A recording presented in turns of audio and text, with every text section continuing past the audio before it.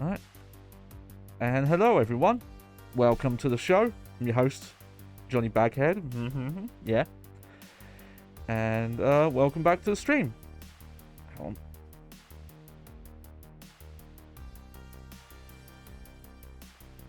on. There we go. Sorry about that.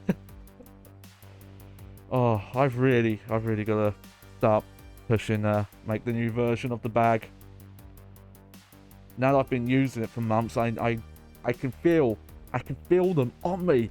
All the little problems seeping into my mind. But that's not what we're here to talk about today. No, we are playing Devil May Cry 3 Special Edition on real PlayStation 2 hardware.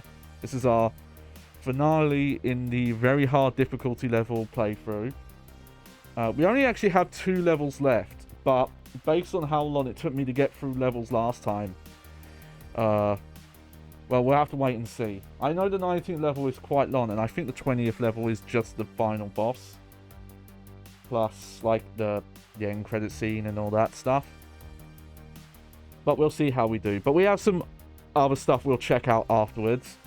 After teasing it for probably like 3 weeks, we'll finally look at the comparison videos to show why I wanted to show this game off on real hardware and to show the differences that the various HD ports have.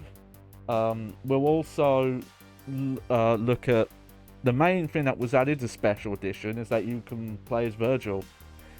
We'll probably just load up Bloody Palace with him, which is the like just kind of pure combat wave-based mode, and just kind of show him off. We'll see how we do, because unlike Dante between games, Dante, when it comes to Devil May Cry games, not counting Devil May Cry 2, of course, or that other the other game that's called Devil May Cry, the reboot, which, I just gave a flashback to a time where I read a news article about when Devil May Cry 5 was coming out, and for some reason the guy who wrote the article had to put this like weird snide comment in about, oh, Capcom doesn't consider DMC Devil May Cry a mainline entry. It's like, yeah, no shit. It can't be a mainline entry. If it's a mainline entry, it would be a sequel to Devil May Cry 4. It's an alternative universe reboot, and it was a one and done. So, like, yes, by definition, it could only be considered not mainline series. It has the weirdest. We'll have to talk about that one day, because DMC Devil May Cry, the reboot, which I'll put it out there right now because you hear this from people sometimes, not the worst Devil May Cry game. Devil May Cry 2, infinitely worse. But there's a lot more to unpack. Devil May Cry 2 is just like, it's a bad game that was made in a rush and was made without any sort of, forefront to what Devil May Cry was supposed to be. DMC Devil May Cry is like such a complicated but like interesting topic. I feel like I could write a full thesis on it, because there's so much to talk about with like the development and the PR and kind of the internal stuff that was going on with Capcom at the time, and what Keiji Inafune was pushing them to do, and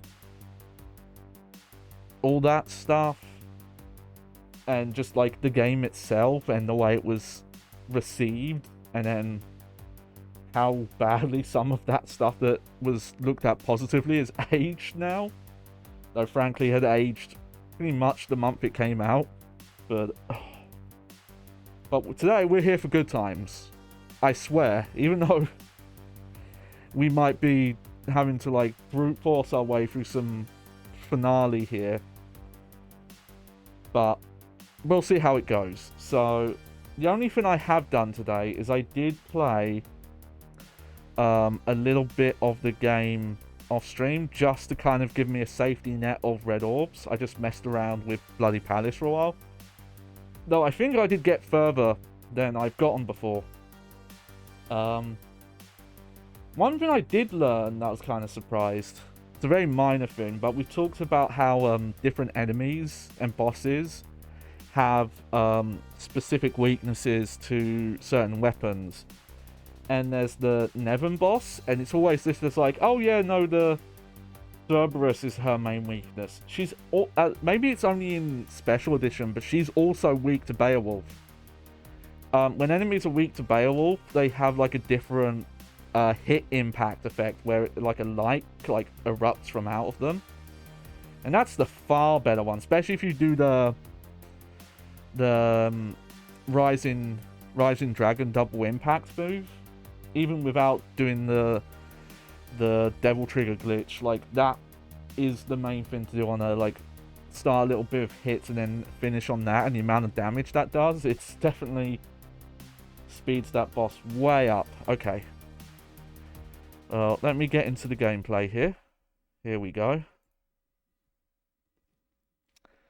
So yeah, got the last two missions here. I'm still playing with this weird Ferrari controller.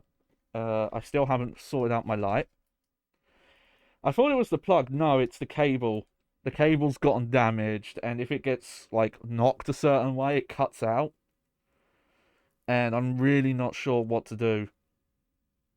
I even tried like plugging it into something else, and that actually made it worse, because if it's not laying a certain way, it just won't turn on. Here, you know what? I'm gonna move this over here. Okay, I think we're okay on sound levels, things like that.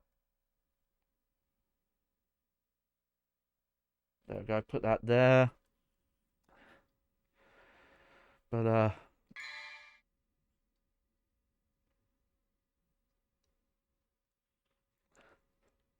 here we go.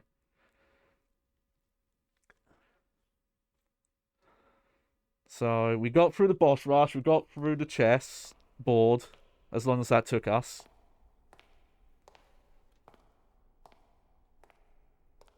Last time.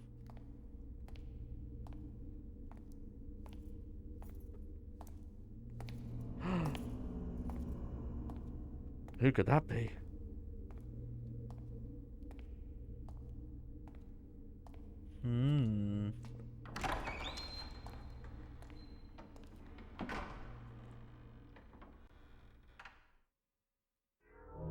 Interesting. Okay. So let me just check what items I have on me. Okay, we'll buy one Vital Star. And I'm just gonna buy a shitload of these. As if you... so I got about, I think, like an extra 50,000 red orbs last time.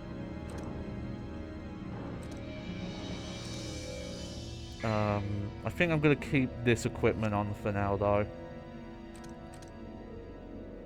And keep Swordmaster on. But we'll see how this goes. We won't go into spoilers, but I will say that this last boss of this stage is kind of annoying. We've talked about it a bit.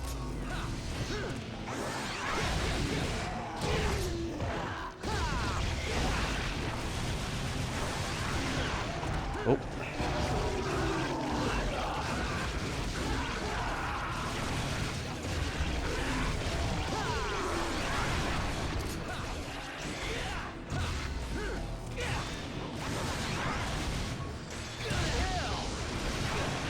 Oh yeah, I've got to be careful. So yeah, we've fought these guys before, but the main gimmick with them is a lot of hits that knock them down cause them to do the counter-attack move.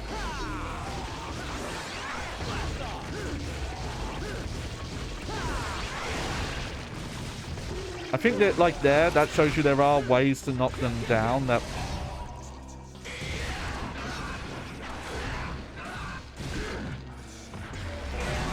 that won't necessarily get a counter attack.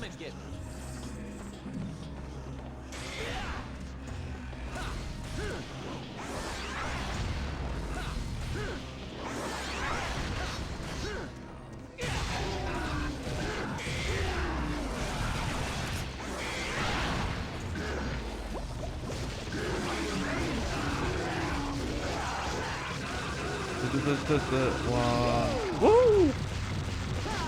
Down and out.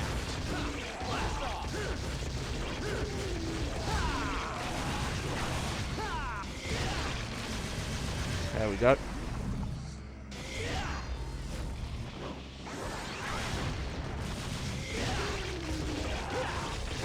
Hopefully this today won't go that bad. Oh, there you go. There's some enemy step combos there.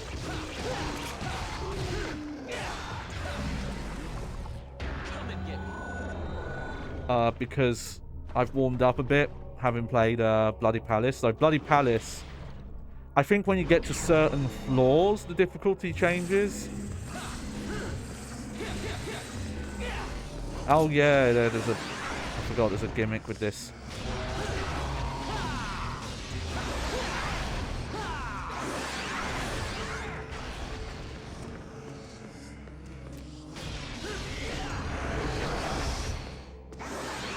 You have to attack this, like, slightly discolored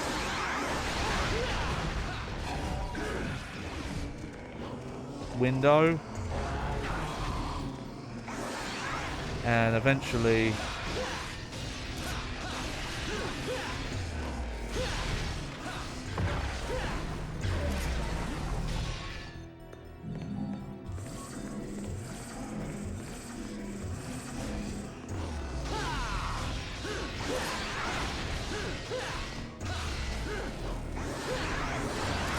these guys won't attack.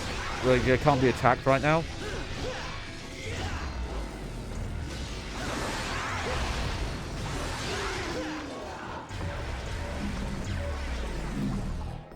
You know, this is actually a pretty good place for let's see. Stop the vicious cycle by bending time and space. Looks like something can be inserted here. Okay. Substance projects image, and image punishes substance.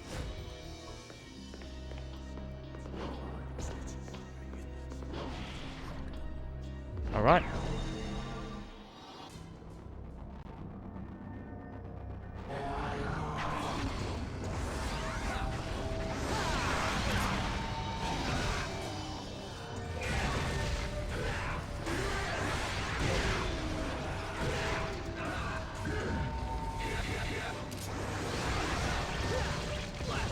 One, two, three, hop.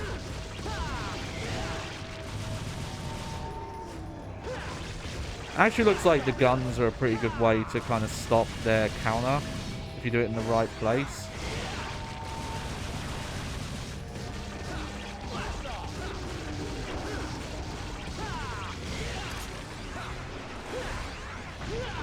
Oh.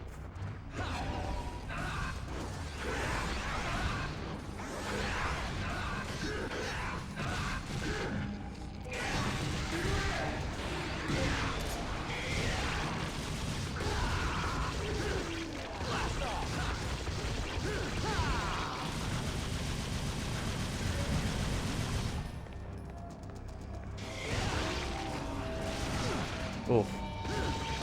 I will say, if you play Bloody Palace in this, which is up until Devil May Cry 4, so this Bloody Palace started in Devil May Cry 2, funny enough. No, it's not great there. It works similar to how it works in this, but the camera is like really badly placed. It's in a square room, but they put the camera in like the opposite corner.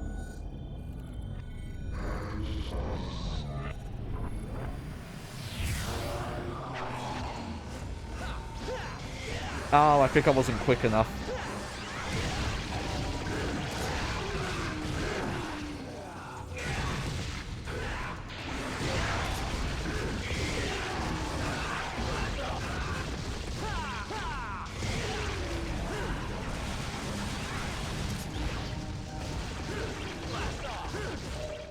Oh, That was the D-pad. I'm not playing Devil May Cry 4. Whoops.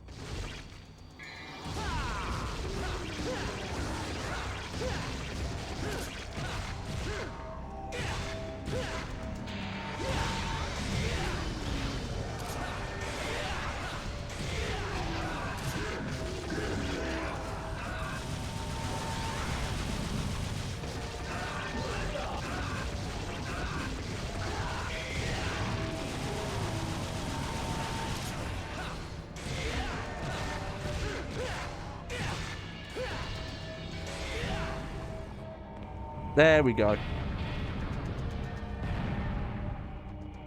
Surprised we haven't really seen any different enemy load patterns yet. Alright, some sculpture symbolizing the time-space continuum used to restore order to time-space rifts. Alright. I don't remember this part. I don't actually remember how long this level is though.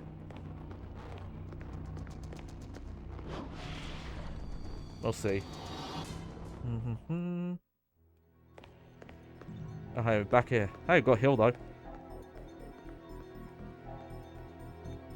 Don't worry, there's no there's no boss rush again. Oh, that's more Devil May Cry 4 territory.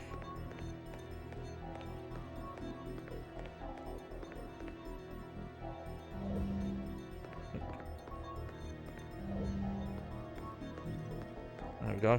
Full heal now.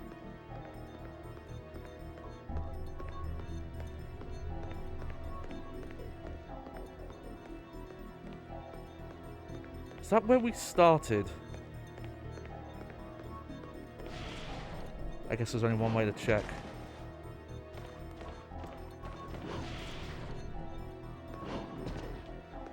Oh no, this is it. Yeah, because if you keep going through the portal, you just keep looping until you do that. There we go.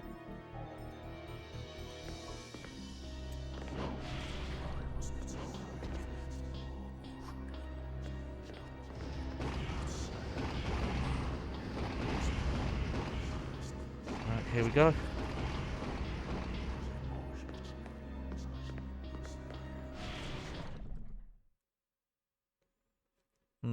Let's see. You know what? I think this is the final boss of this level. Yep. Man, with the level being that short.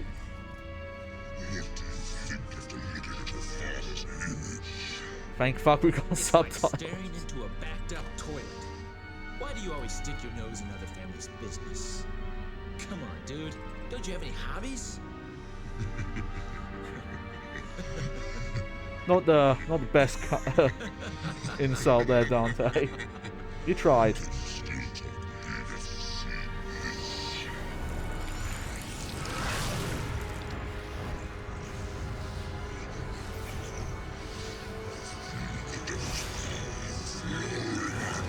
It's kind of weird that he looks like Sparda's devil form at first, but then he just turns into like a weird giant Resident Evil blob monster. I guessing the reason for this is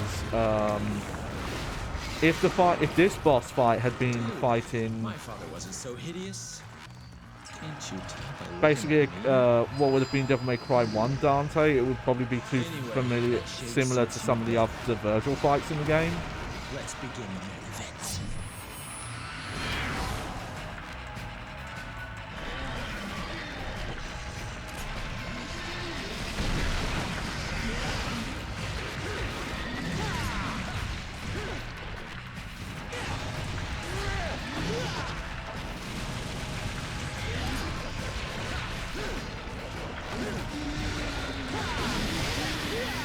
Oh.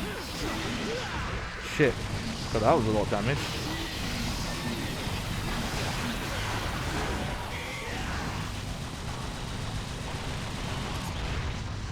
I'll give you a pro tip for this bit. The Kalina Ran is actually the best weapon here. Because it has this splash damage. You have to be careful though. These weird slug monsters.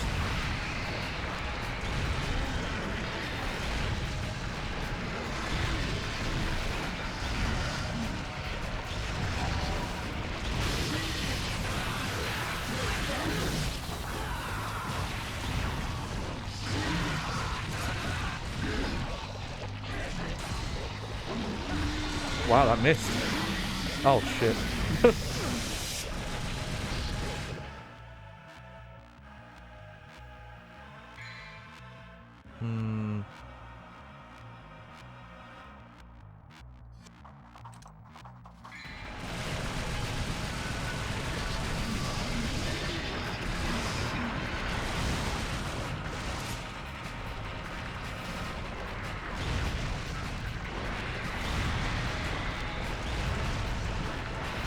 Really feels like this part of the phase is just so you can gain DT back.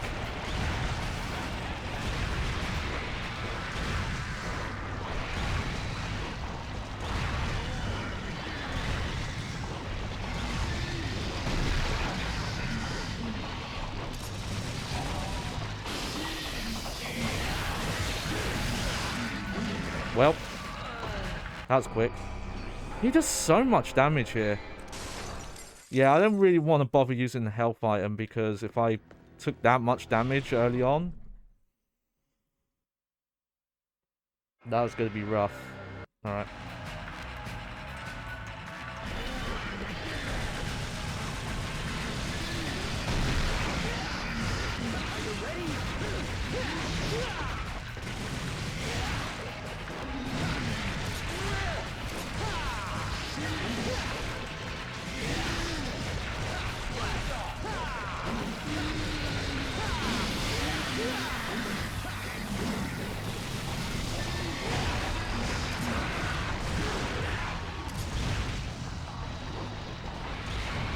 So the reason why jumping is a good idea here is I believe it ends the recovery animation for the clean around here quicker.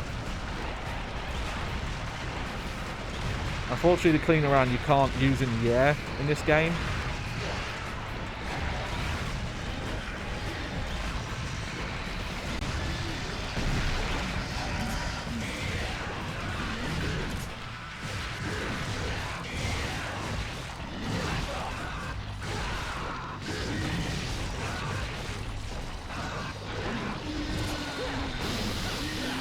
Oh,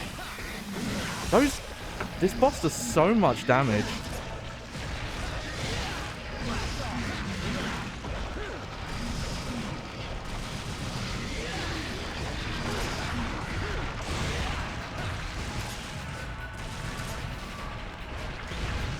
Alright.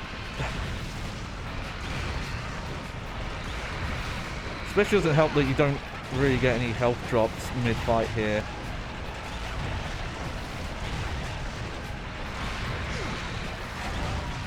Outside of, like, you know, using your devil trigger to recover health. And you don't recover health a lot.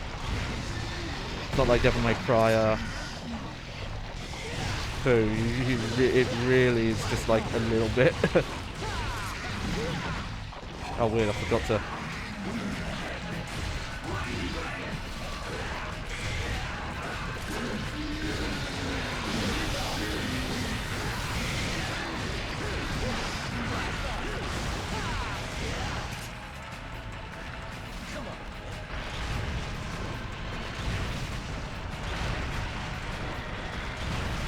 Plus, you know, the way these guys attack, the jump is a good way to just make sure you're not going to get hit.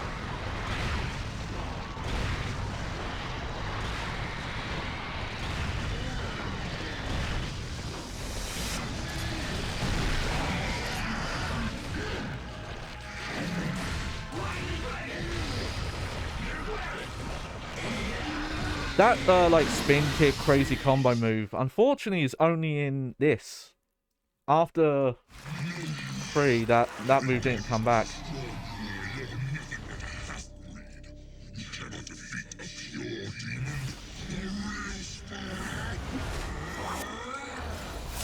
Oh.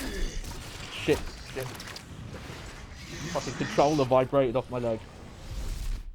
Also, like, fuck off. There we go. I've come to retrieve my power. You can't handle it. I do love that line. Look at you, making a big dramatic entrance and stealing my spotlight. Wow. You don't possibly believe that he deserves to be our main event now, do you? Now that you mention it. I think I like the cutscenes because the cutscenes basically seem to acknowledge that yes, this is a story, this is a gameplay. Very Resident Evil 4 in that way. You should come to realize you cannot control the power of Sparta. You're wasting your time, buddy. Look at that, both of them talking smack.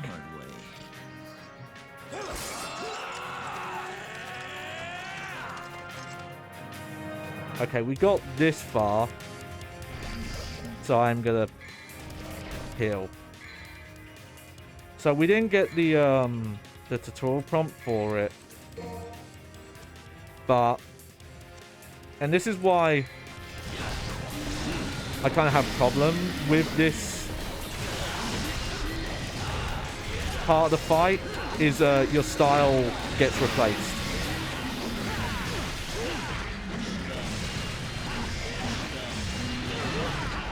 Like, yes, you get Virgil fighting with you.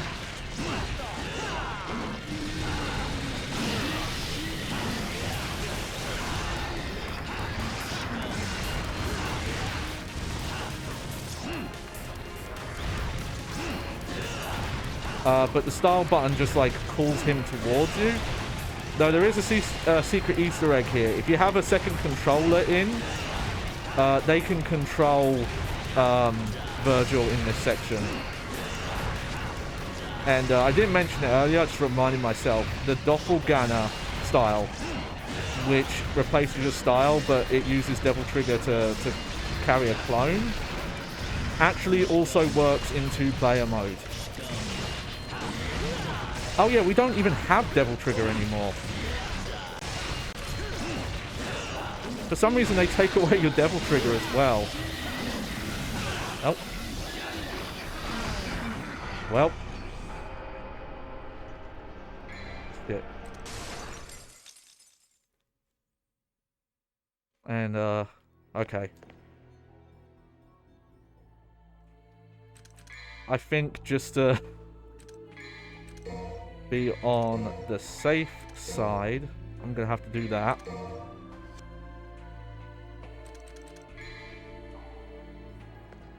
This boss, I think, also just has, like, way too much health.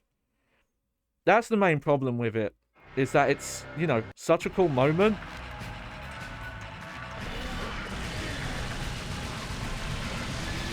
But then, for some reason, they, like, nerf Dante in that section.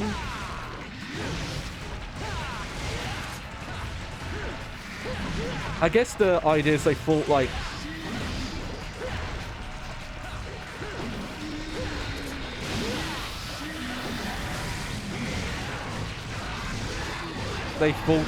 having the two of the characters would be too strong, though I don't agree.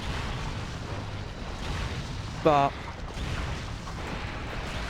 taking away both Devil Trigger and the style button, especially because all pressing circle really does in that phase is, like, summons Virgil to come towards you. Like, this boss could have easily functioned with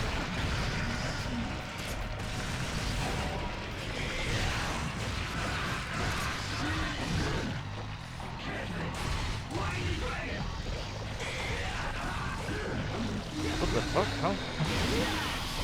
I'm missing a lot of shots there, and I don't know why.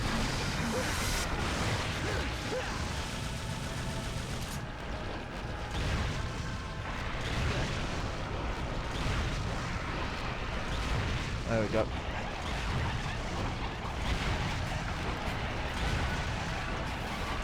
Why slugs?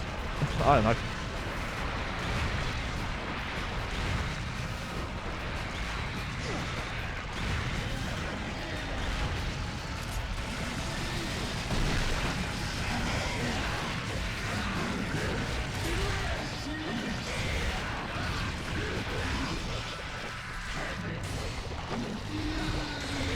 How did I miss there?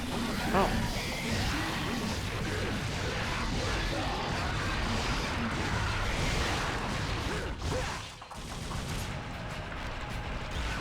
That's the that's always the risk reward with Real Impact. There's a really long wind up and not a lot of range.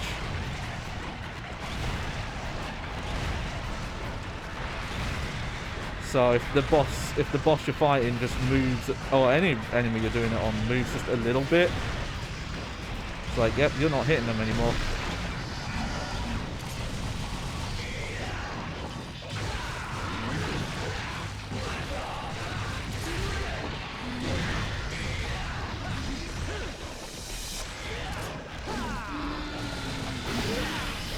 Shit.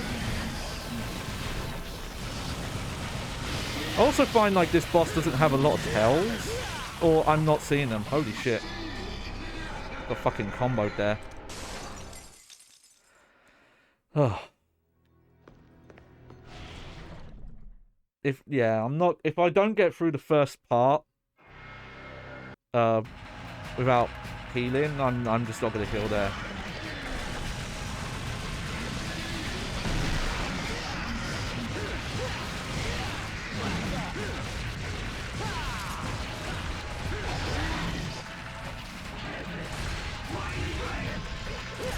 I might not have done it right there. I know there is a way to do extra damage by also turning off Devil Trigger in that part of the phase. I can't believe how much damage this guy does. That's fucking a quarter of my health there in like 2 hits.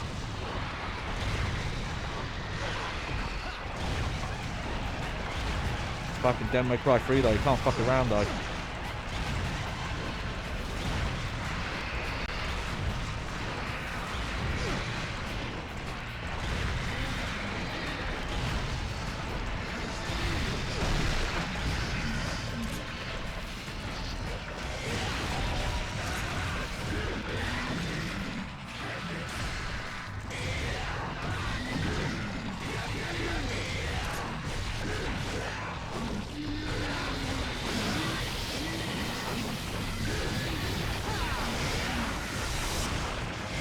Okay, that went good.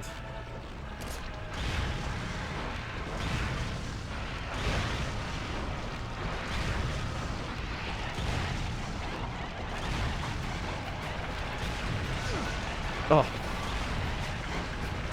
There we go.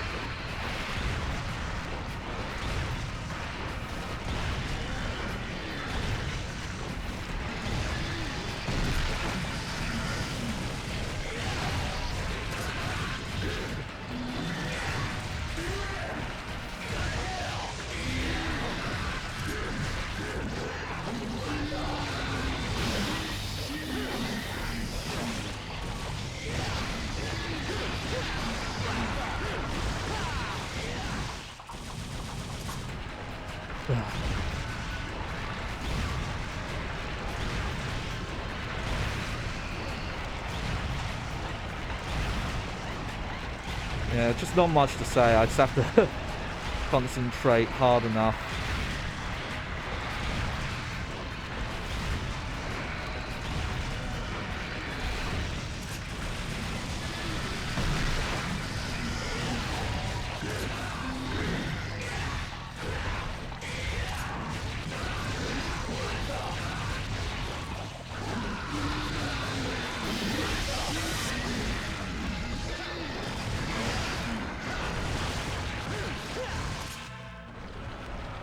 Okay.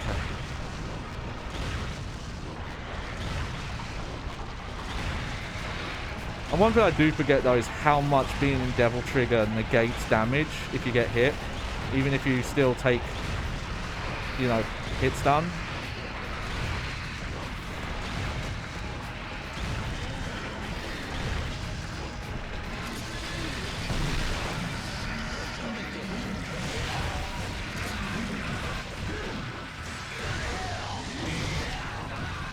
There we go. So that's our halfway point. But now we've lost all of our style moves and our Devil Trigger.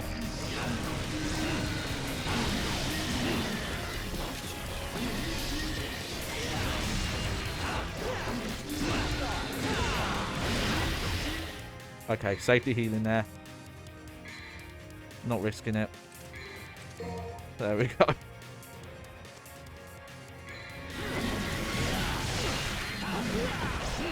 What happened there? That looked like I countered, but I still took damage. Oh, dude. I'm hitting the style button out of habit. I always forget. It's like, nope, in this phase it does nothing. Really.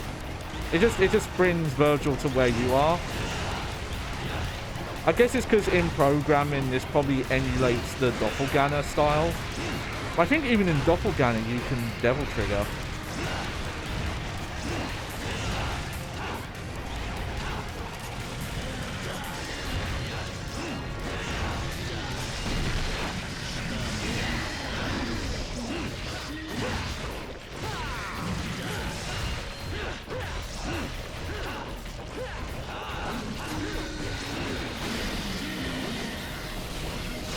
Oh.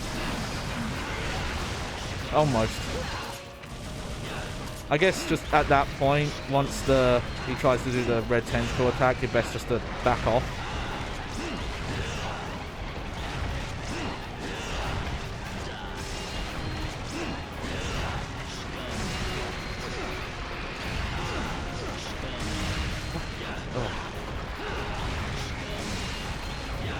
Yeah, keep doing your scum attack.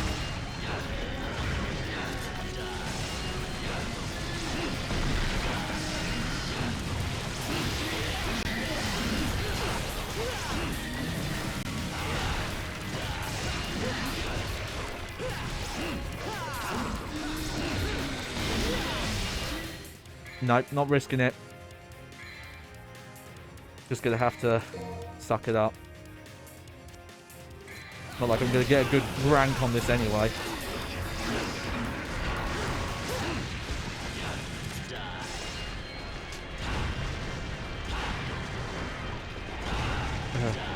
And I don't think any of the HD versions fix this. Like, I'm pretty sure if you play the Switch version that has the style switching on, I think you still lose all your styles for this fight.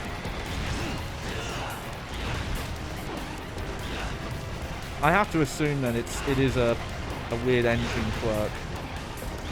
But I don't know, if they could have added the full weapon swapping and all that.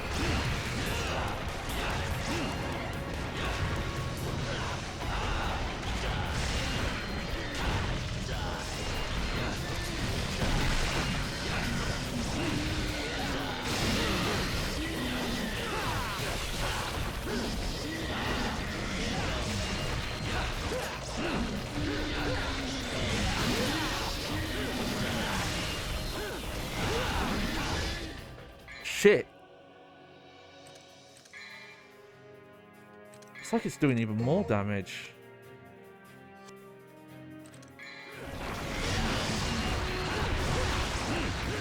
Yeah, okay, that was a waste, but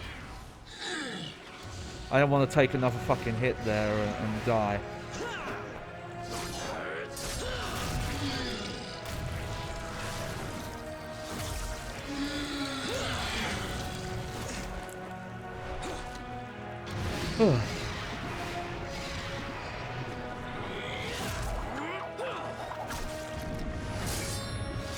It's a shame the remasters have their problems and none of them really.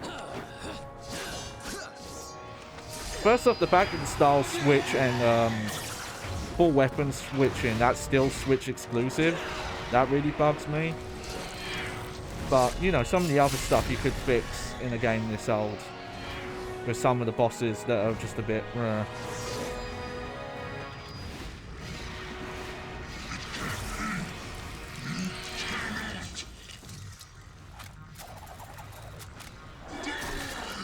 Weird. Why don't we get subtitles there?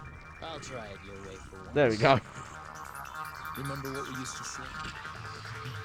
When I say boom, boom, boom, you say bam, bam. Wait. That's not it. Jackpot. I'd really love to know what would happen in real life if you shot guns like that. Not very classy for someone's dying words.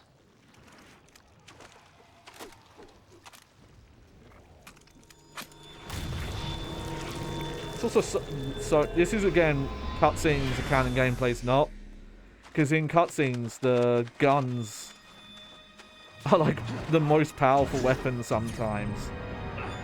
There are like multiple games where Dante in a cutscene will kill an enemy or a boss with one handgun, but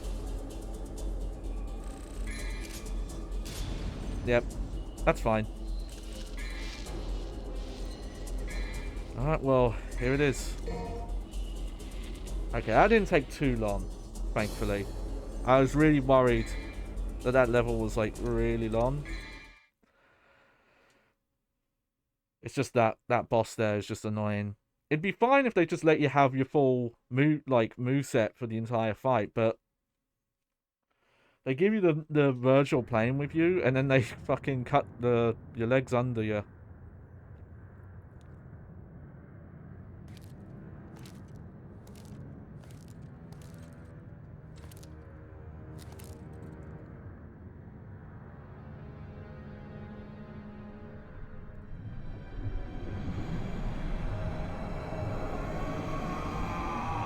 Ah, there he is.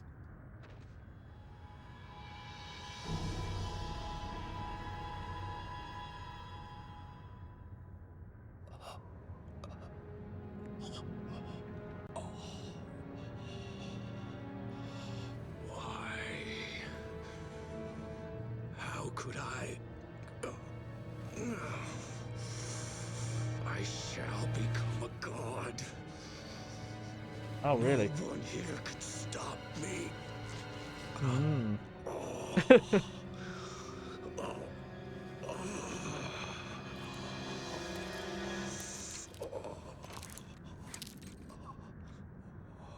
What a surprise. Here I was looking for you, and lo and behold, you come to me. Mary. Don't ever call me that again. My mother was the only one who could say my name. Wait. Please.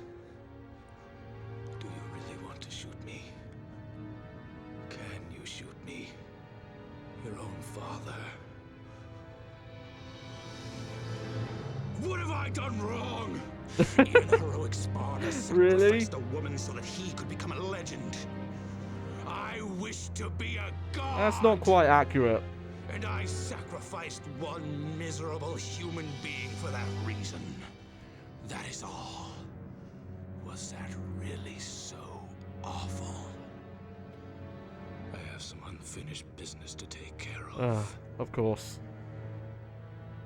Help me, Mary. Mary died a long time ago. I mean, it has to, you know, has to be this way. Is Lady.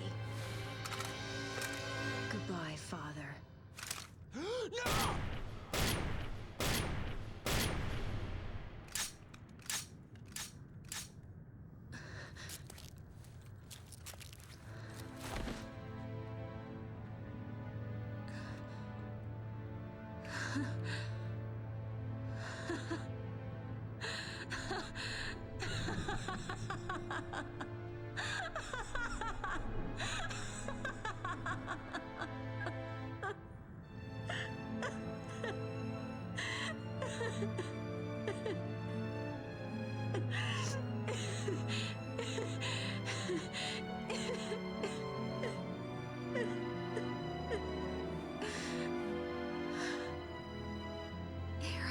Wasn't gonna cry.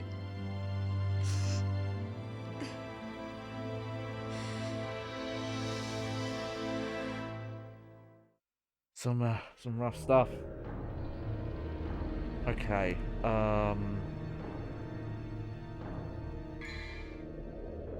Okay, I think I am gonna change styles for this script. We're gonna try and roll guard it. Gonna buy one of these.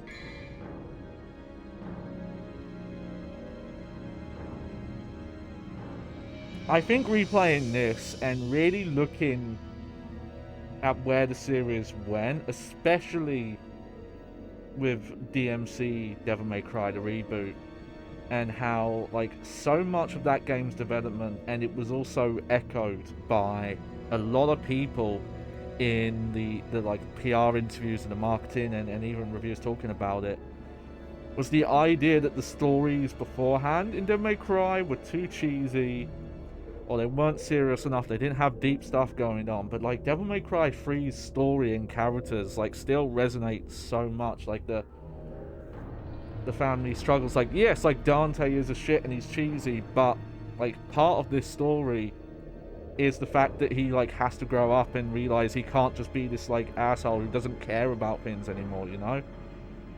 And really the stuff that, you know, Lady goes through with her father, you know, manipulating her and her mum and all that. And I'm sorry, the only way I can put it is DMC Devil May Cry is like immature compared to this game.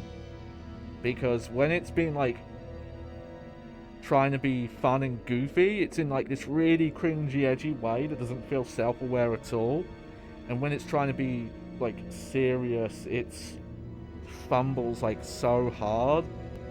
And the weird, you know, I never talk about intent, but because it's, you don't really know, but the conclusions of like the messaging and the characters in that game paint this idea of like a really immature and kind of misogynistic worldview. And it doesn't come off like, oh, we're making commentary about misogyny. It just feels like, no, this is a story that just is told in a misogynistic way. But I don't want to throw the developers under the bus, Ninja Theory, because they've made stuff since, even like written by the same people. You would not like, if someone put them, but like specifically, if someone put DMC Devil May Cry and then put Hellblade and didn't tell you until afterwards that they were not only made by the same developers, but like the same lead writers and stuff like that, I don't think you'd know. Because they feel so different in terms of maturity and tone and sensitivity and all that. That this game is like leagues ahead of. This also reminds me, and we'll have to talk about this when we get to it in DMC Devil May Cry, was how much it was compared to Metal Gear Rising: Revengeance, and specifically with Metal Gear Rising: Revengeance not being looked at favorably, and that being called like immature and not having depth, and like man, that's the game that got the resurgence, and people are still talking about the writing and the politics and like how much of it kind of turned out to reflect like real history that happened after that game came out. And no one fucking talks about the DMC story anymore outside of me. Alright. But enough playing around. It's the real shit now.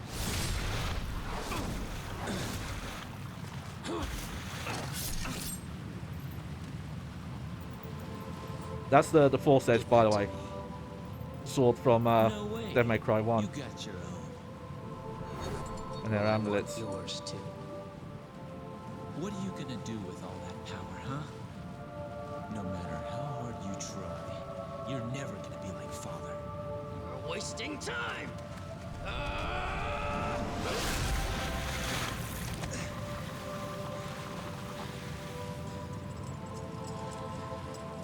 We are the sons of Sparta.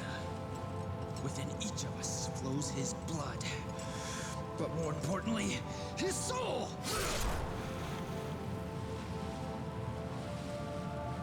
And now, my soul is saying it wants to stop you! I really like that line delivery. Unfortunately, our souls are at odds, brother. I need more power. And we're supposed to be twins. Twins. Right. Alright, here we go. Nope.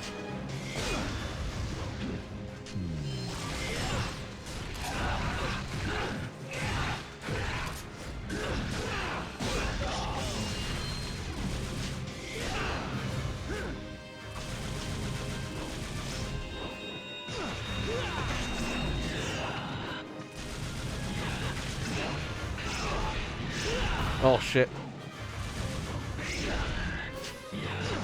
Yep. That's how quickly this boss can go wrong for you.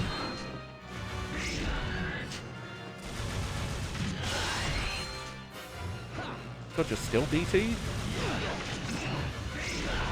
Yeah. Okay, so annoying thing here is that there's no point continuing because it's just this one fight.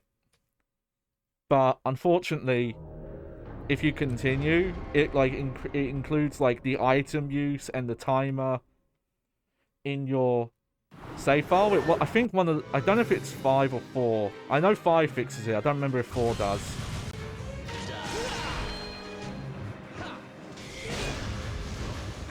Oh shit. Okay.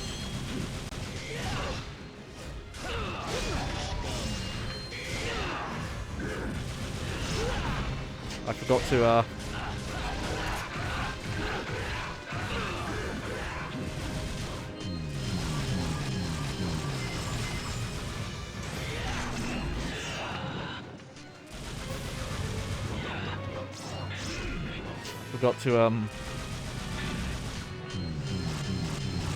save my changes.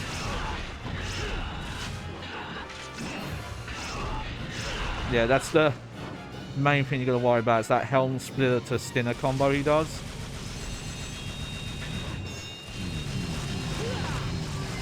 So yeah, so the main gimmick here is he's got his sword in moveset, and now he's also got the Force Edge moveset. God, he stays in Devil Trigger for so long. Holy shit. Okay, well, what I'm going to do, restart the mission, and if I save...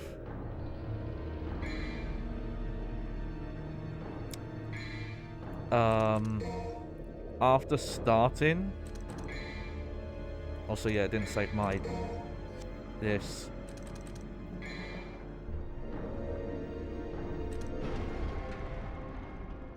It will keep those settings. And if I ever, like, you know, use through my health items and still don't win, I can just... There we go, I can just reload the save and... it'll be less of a bother.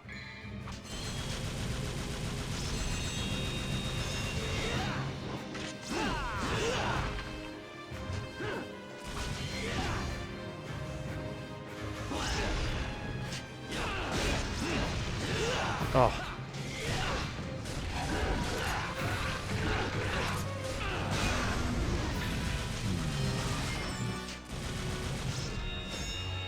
Oh.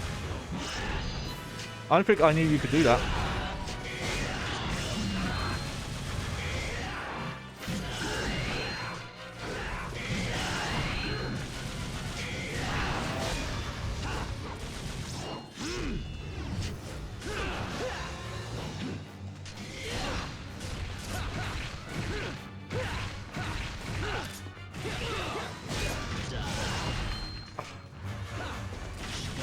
I forgot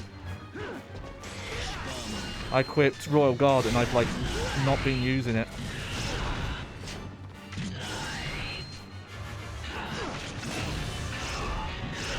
Ah, I forgot he also follows up with Stinner there. Also, I just realised I should close some stuff. There we go. Okay, yeah, this is gonna be the long grind now of like, A, it's been a while since I've done this fight.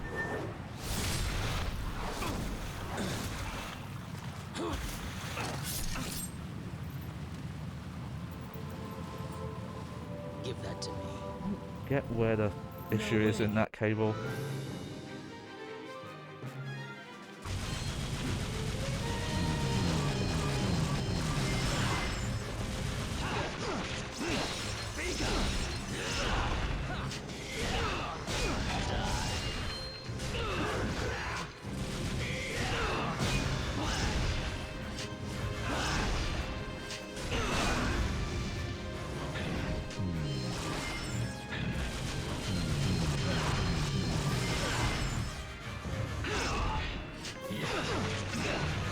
Well, I don't think this attempt is gonna pan out.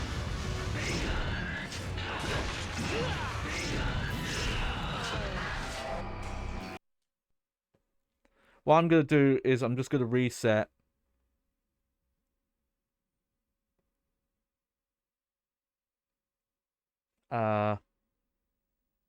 Oh, whoops.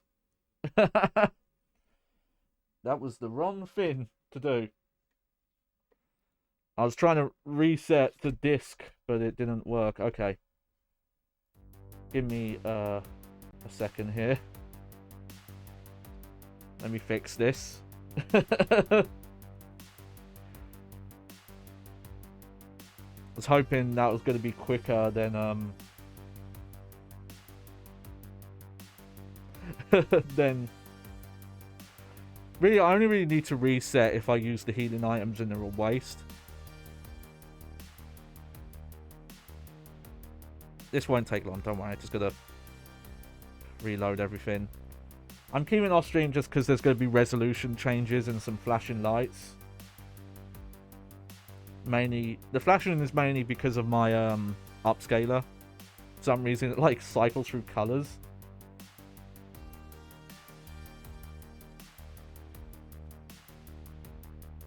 Ooh.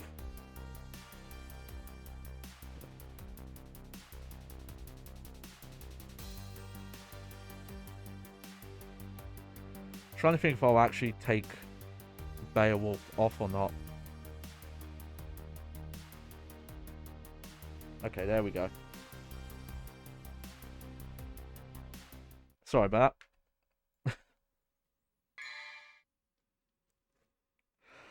that.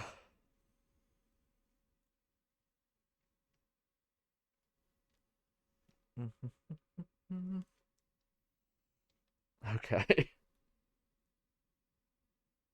Yeah, this is why I didn't mind leaving these last two missions to a separate stream. Because I was expecting... No, I'll keep it on. From what I understand though, Virgil doesn't have any specific weapon weaknesses. The only thing I read is apparently if you use Beowulf in the second Virgil fight, he actually, oh,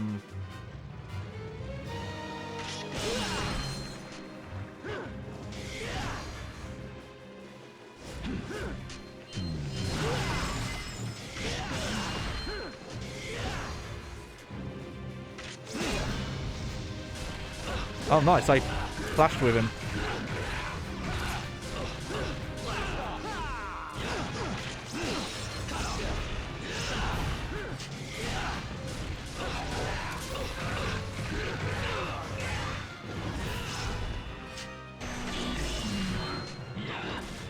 Oh, weird. My turbo stopped working.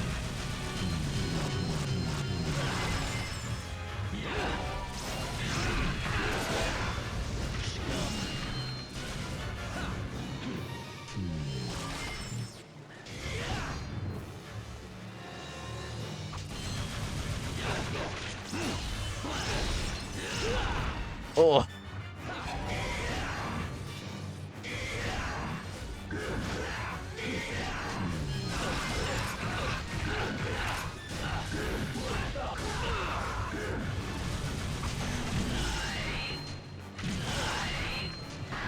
Yep. That's fine. Just need to feel him out. The main thing I noticed there is, I think how long he stays devil triggered. I think you do have to damage him back. I don't think you can just wait it out.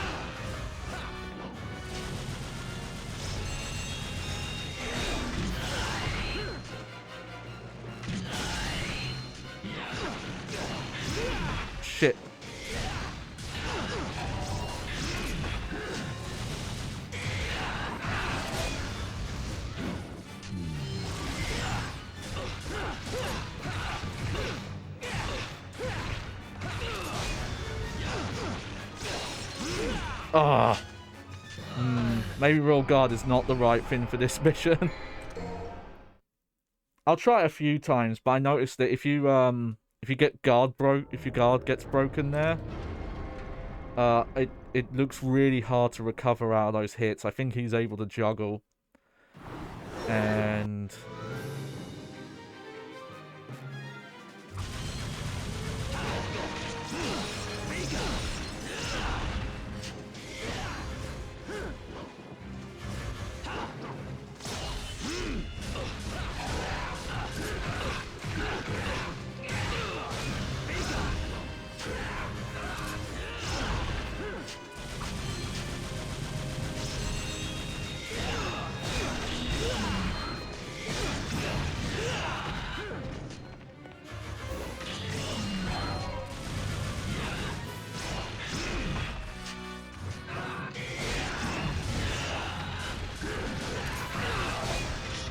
okay.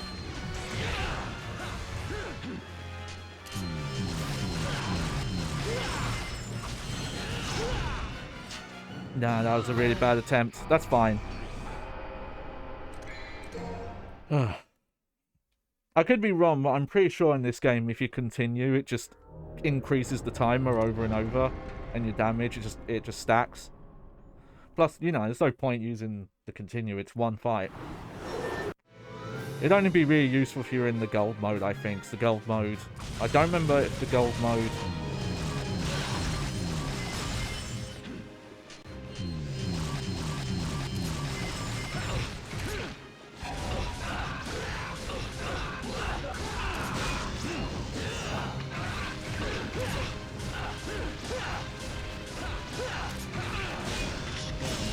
Oh, nice.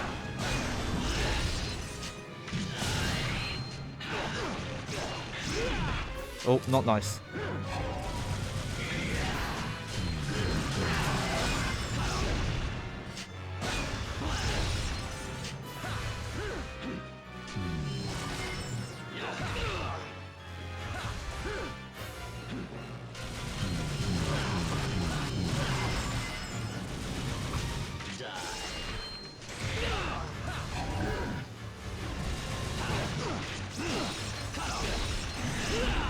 Oh.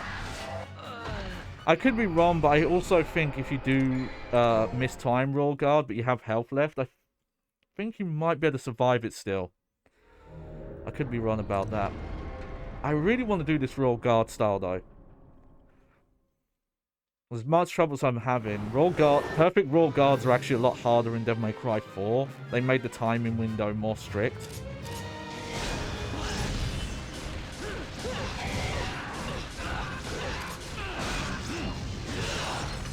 Oh, okay.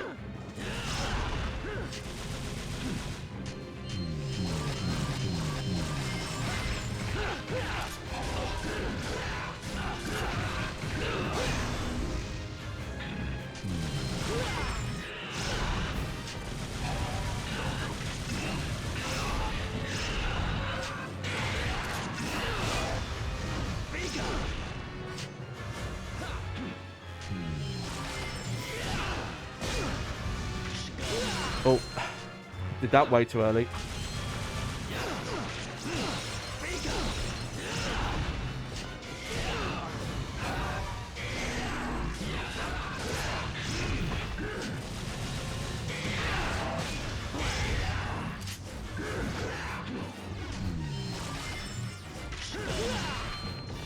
Ah, judged the distance wrong there. That's okay. Just, even these failed attempts are useful in just practicing. No, we've got to be careful. We've not even started to see his summon swords yet. I think he doesn't start doing them until he's at half health.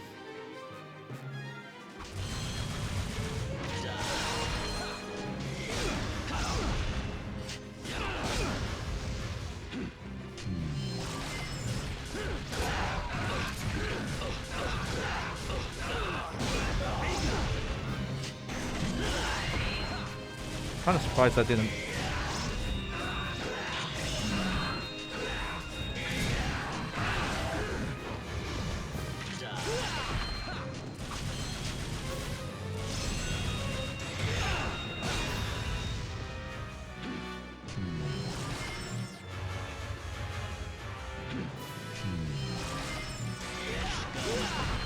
that missed.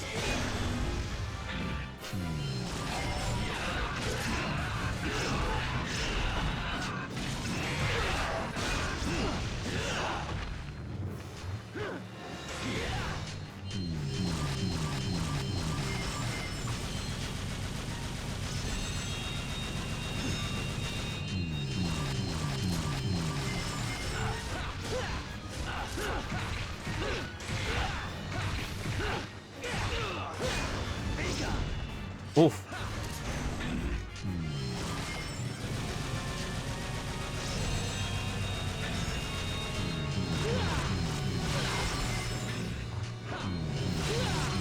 No. Okay, I'm wrong then. If you mistime the roll guard, you still take death damage. Maybe I'm thinking of a different Devil May Cry game, or I'm just thinking of a different game in general.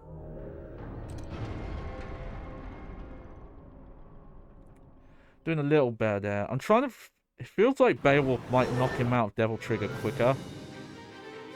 It definitely seems like you want to save... Oh, that was good.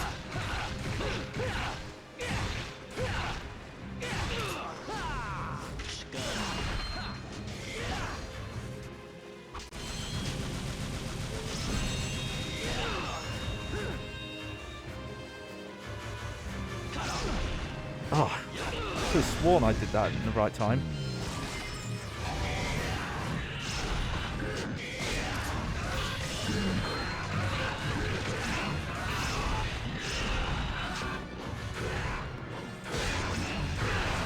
There we go.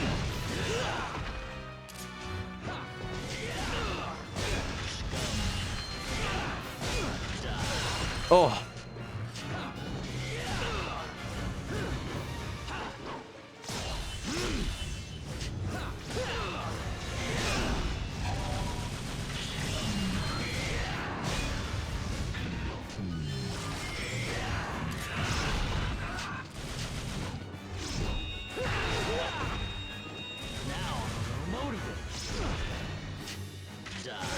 Oh no.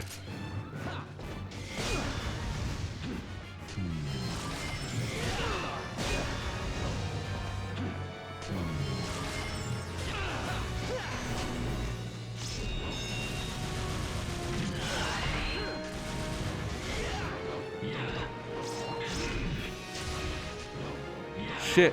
I think I did my like full DT release and it didn't hit. Alright. I actually managed to get to like level 3 charge. It's a bit harder to see in this game, but if you look at the orbs in the top right, they'll flash depending on how much real guard counter you have stored. So when the third orb's flashing, that's when you have like the most amount of damage you can do.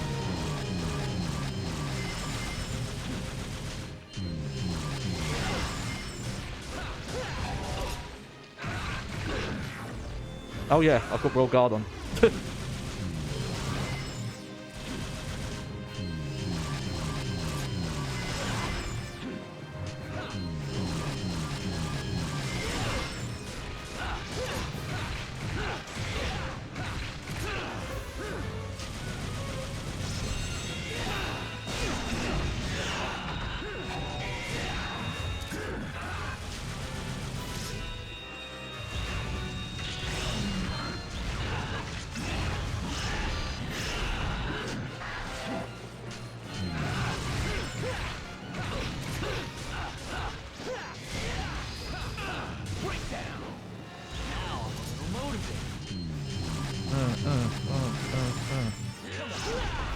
Whoops, that was a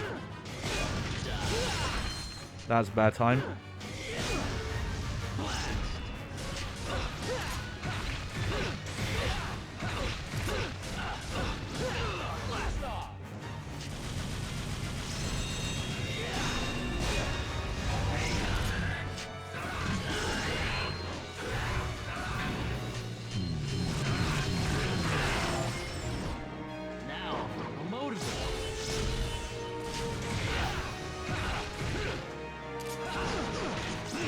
What happened there? I tried to do the...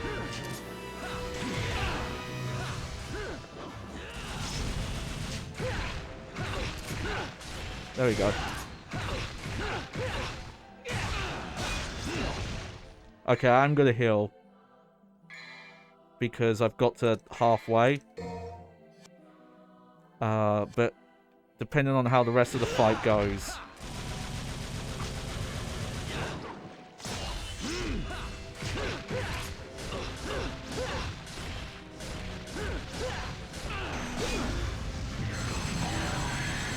Oh shit.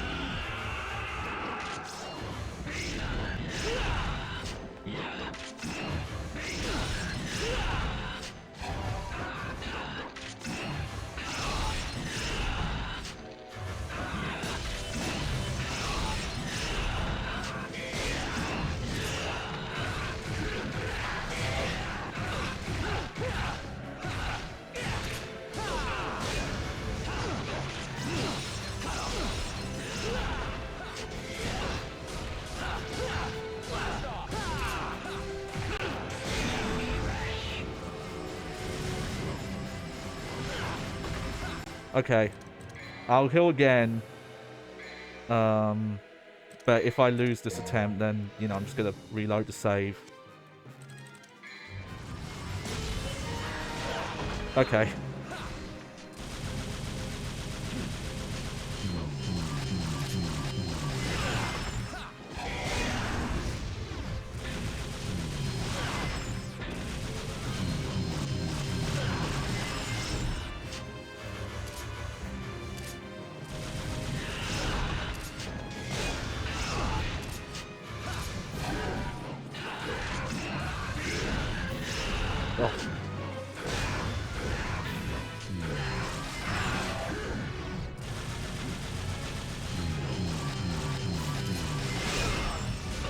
Nice.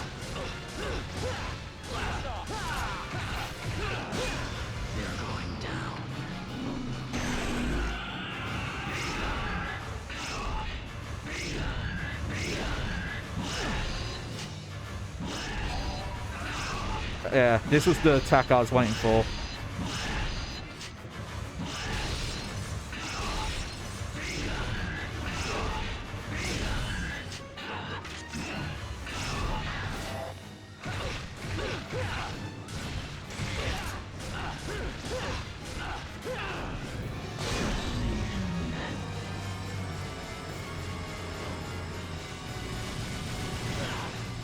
Yep. Oh, okay. That was really close, actually. You know what? I don't think I've seen this screen that often. Trying to think how many times I've, like, just hit end. But, we have to do this because the save file, if you continue, it will, whatever items you used, you lose.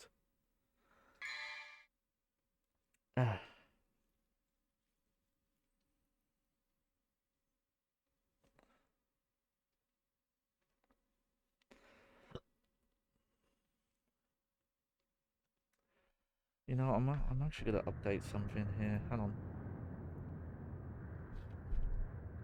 Why does my mouse keep falling off the fucking desk?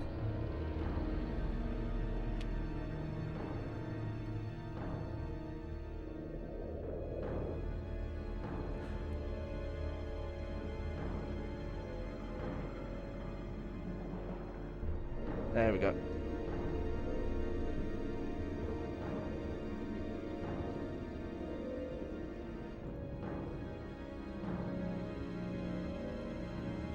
Alright. Woo!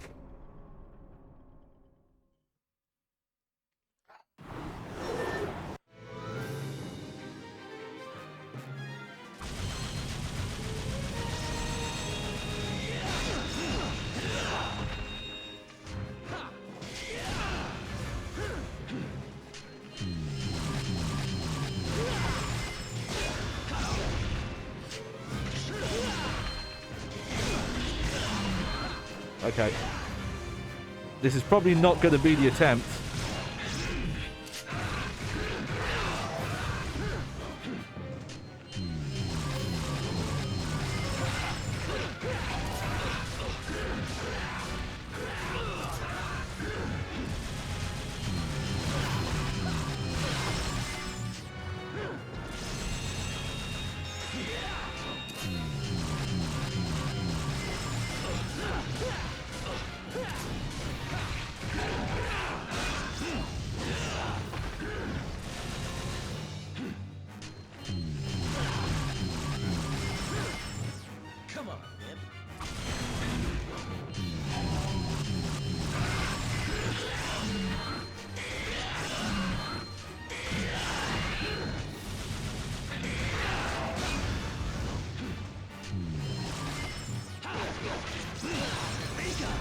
Yeah.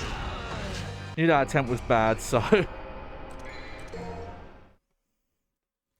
Wasn't expecting that to go anywhere. That's fine, that's fine.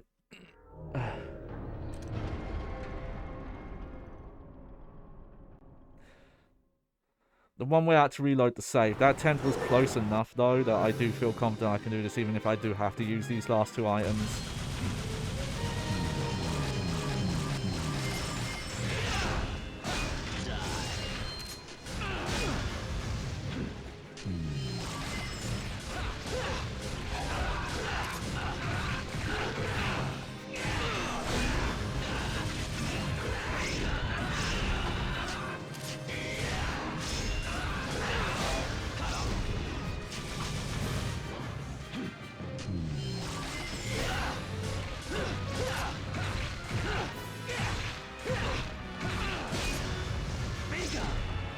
Ooh.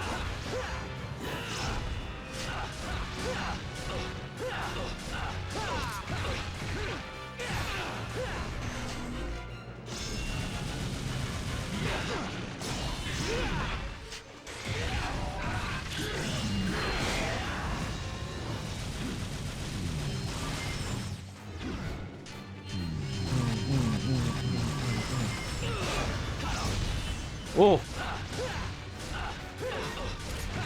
We did it. We counted.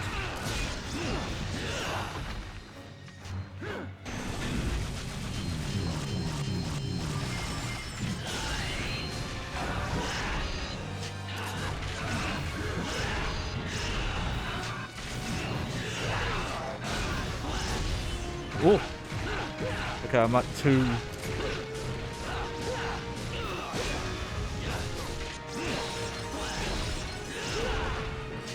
Okay, I've got 3.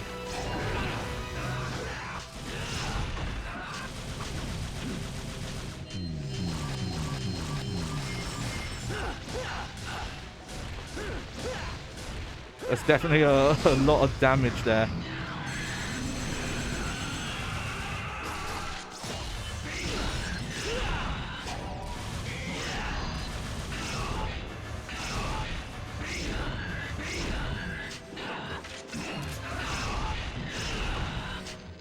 Okay, we're gonna heal here. Because we got past halfway health. He's doing his crazy helm splitter combos now.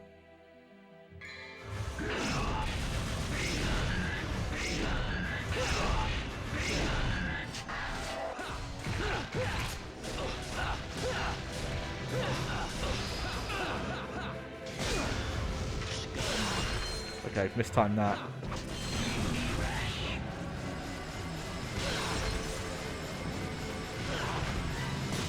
Oh, got one.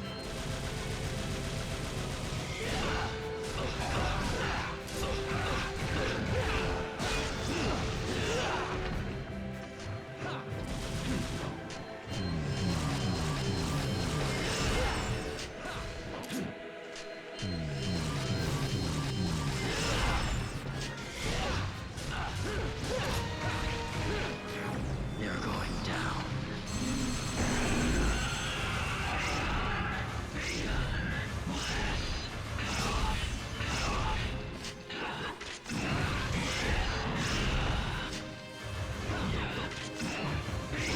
Oh.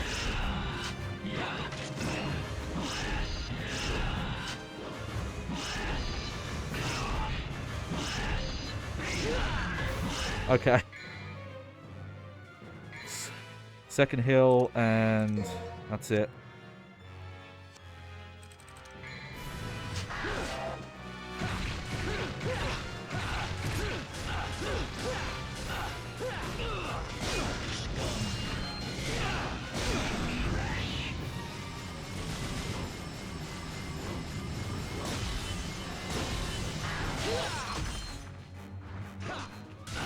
Oh, look at that damage there.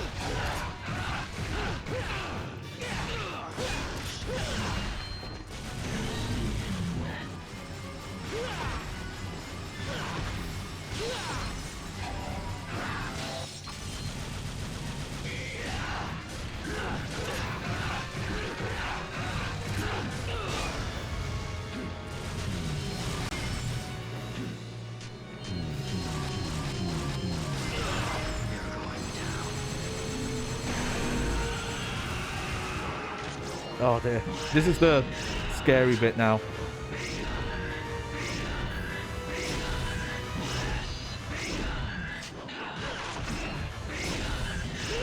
At least I'm getting some parries.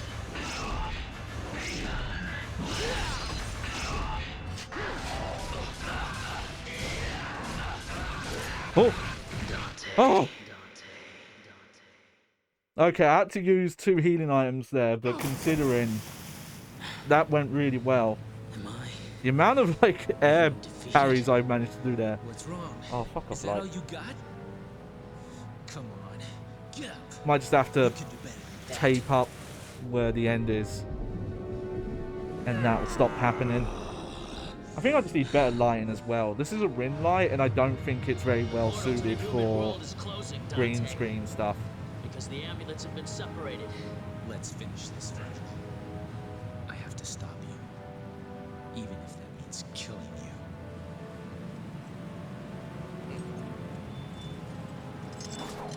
you.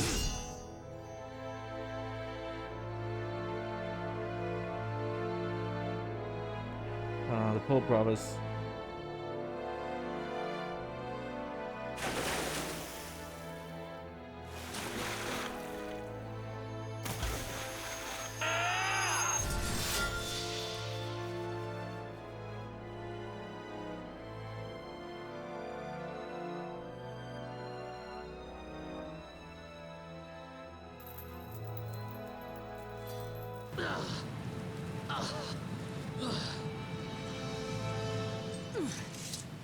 No one can have this, Dante. It's mine. It belongs to a son of Sparta.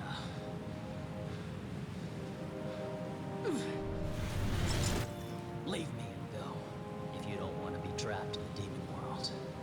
I'm staying. This place was our father's home. Yeah, it cuts the hand again. The repetition there. It's been a while ago, but that happens the first time you try and take, when he takes your amulet and you try and stop him, he slashes at your hand. This time you know.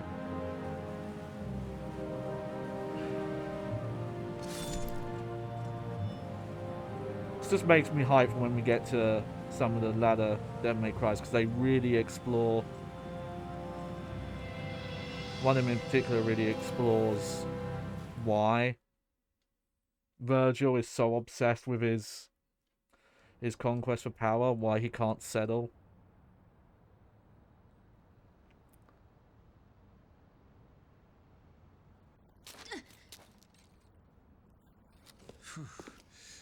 What an ordeal. You're still here. I need that back. No late charges, I hope. I'll think about it.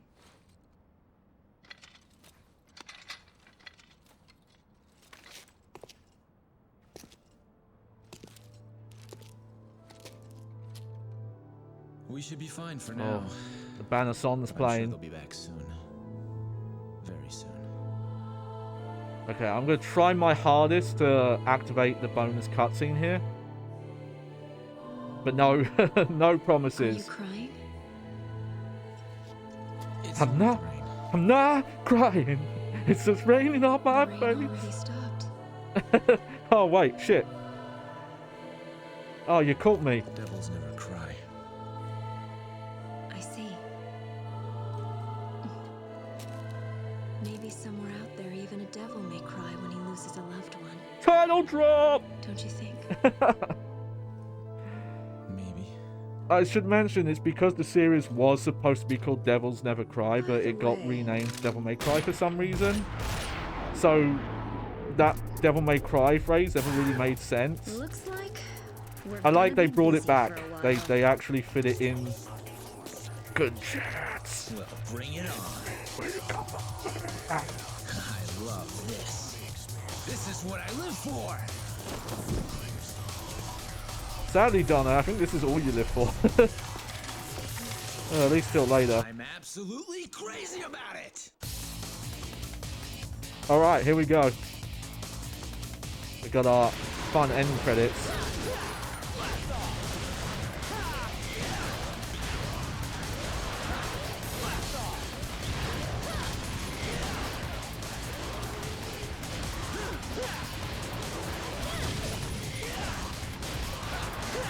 So, if you look, there's a counter in the top right. And to get the bonus cutscene... Wait, was Shinji Mikami credited for doing, like, artwork? That's random. Or was it just... You know what? I think there were actually multiple Shinji Mikamis at Capcom at the time. But yeah, we want to try...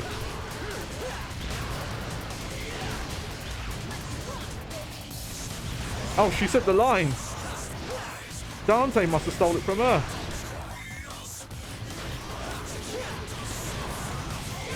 She said, let's rock, baby. Pooh Get Hero. Thank you, Pooh Get Hero. You did really good. I guess this was like the tail end of when developers in Japan would still use pseudonyms because they were afraid, companies were afraid about talent poaching. But I find it funny that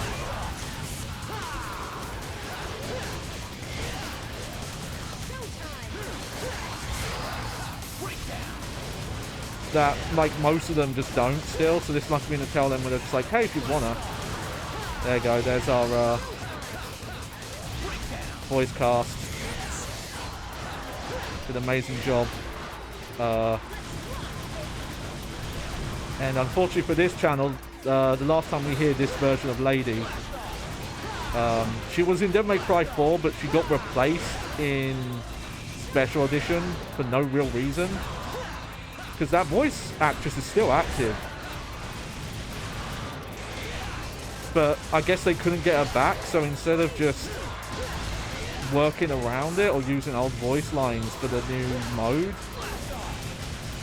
they just completely replaced her and had the new actor like redub all the lines. And she's not bad, but she doesn't sound like Lady. She actually sounds way younger, which is weird. Because Devil May Cry 4 is like over a decade after this game. Hello, that's special edition credits.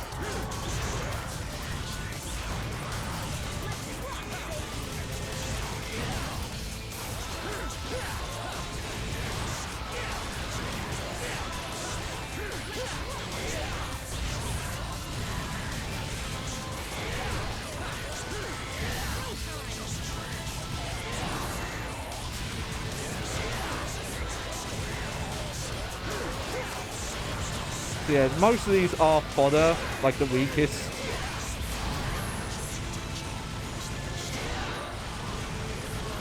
Sin enemies, but not all of them, as we've seen a couple of. Yeah, there's the Atlas guy who did all the Devil Trigger designs. Shinamura.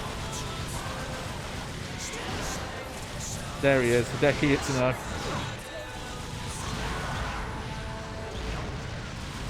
Yeah, that's it. Close.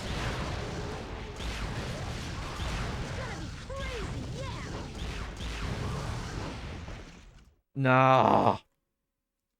3 off. We were 3 kills off the extra ending. No, the final. Nothing really. We took care of all the remaining devils, and that was it. The final enemy you fight, as is a Devil May 1 costume, done, which is to eliminate every last demon. I need to ensure that monsters like my father never come about again. And he promised to help me hunt down the demons. The final fight is against one of the like boss sins. I probably should have stopped using the Clean Aran more, because the Clean Aran really wipes those guys. Demons in this universe.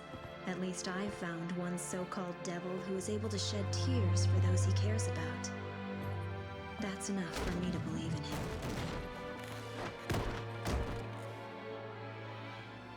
Now I can start my business. Oh, speaking of a kind devil, he finally decided on a name for his shop. It took him quite a while to pick one.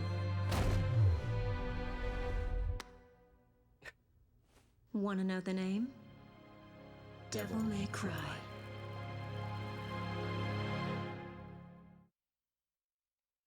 Which, yeah, so the extra cutscene is you see Virgil in the underworld trying to fight Mundus.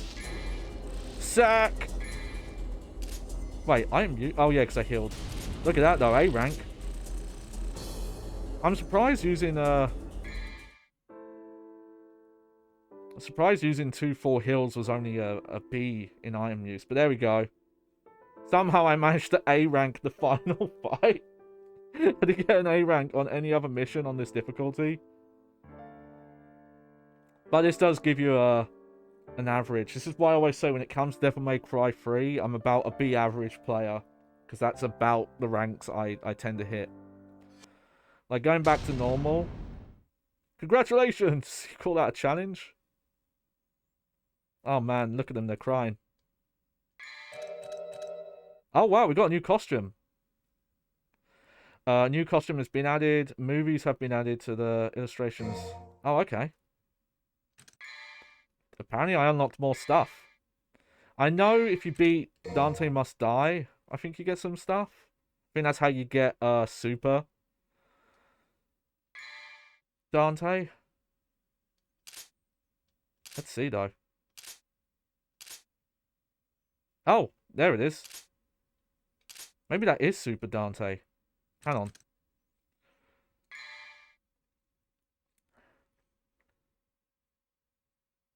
I'm just going to load this up quickly just to see.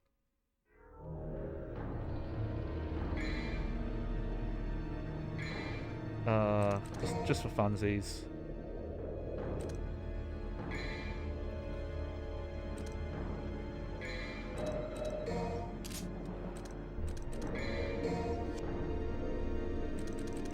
There we go.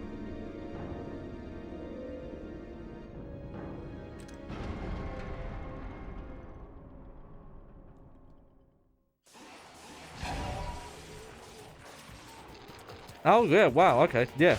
So this is Infinite DT Dante.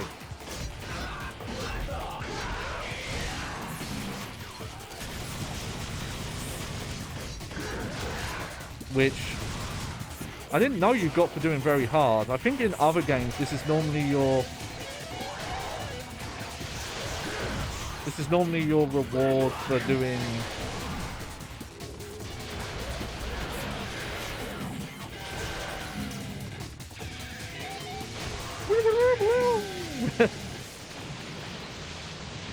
I thought was normally your reward for doing Dante Must Die. Now that I have Super Dante though, I can kind of show off the other styles because I don't have to worry about DT. Specifically the 5th and 6th style, which I basically we never use. Okay, so we've got the time one.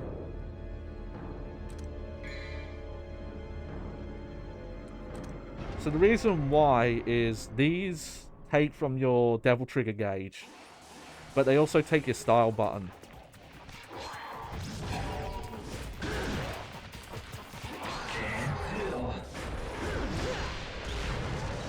Oh, okay, so weirdly you still...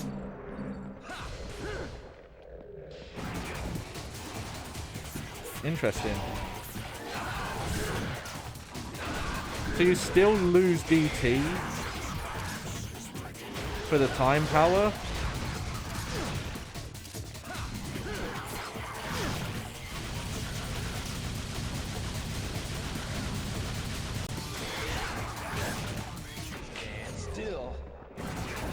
But yeah, it literally just slows everything down.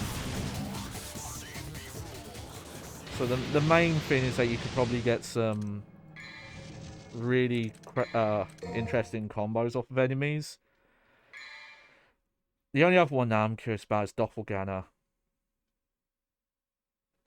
So let's check it out.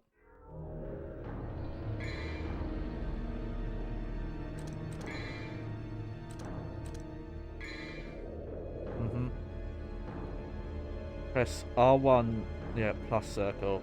Initiate a dimensional light rift causing a second shadow version appear yourself.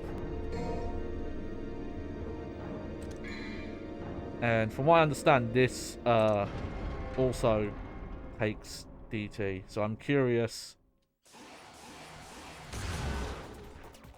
Okay, yeah, so this also drains DT.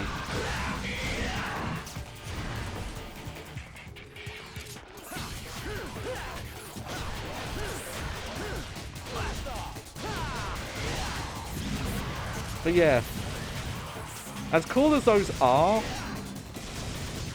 losing like all of your like potential like style moves, I think is like a bit too harsh.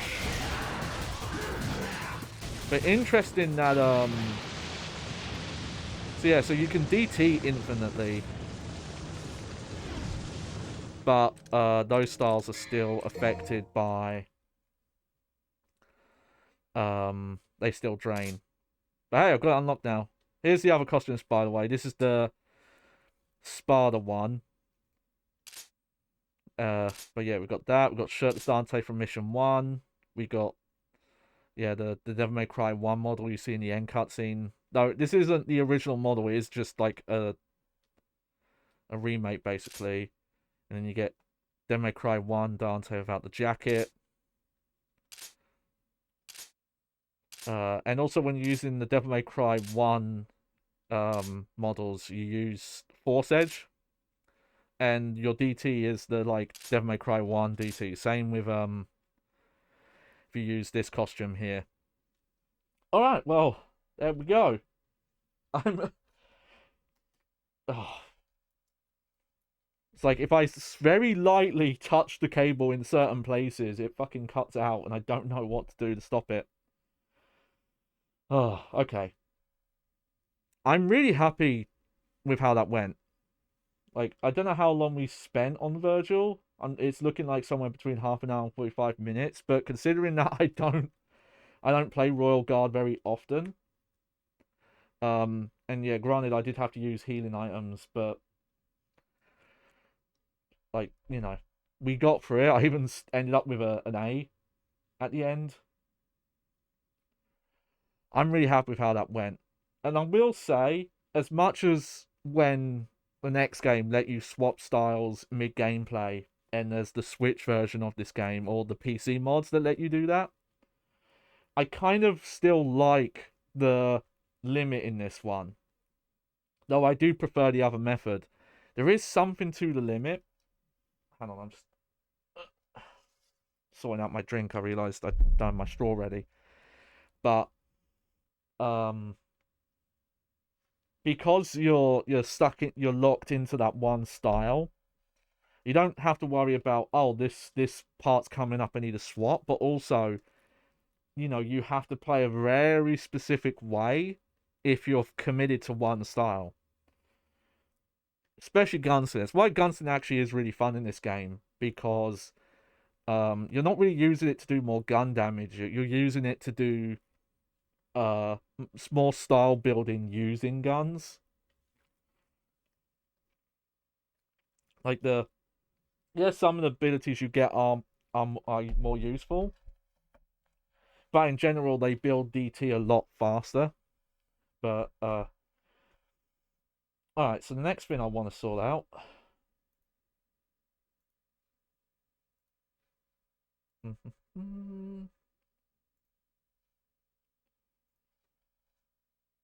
okay, let me go over here.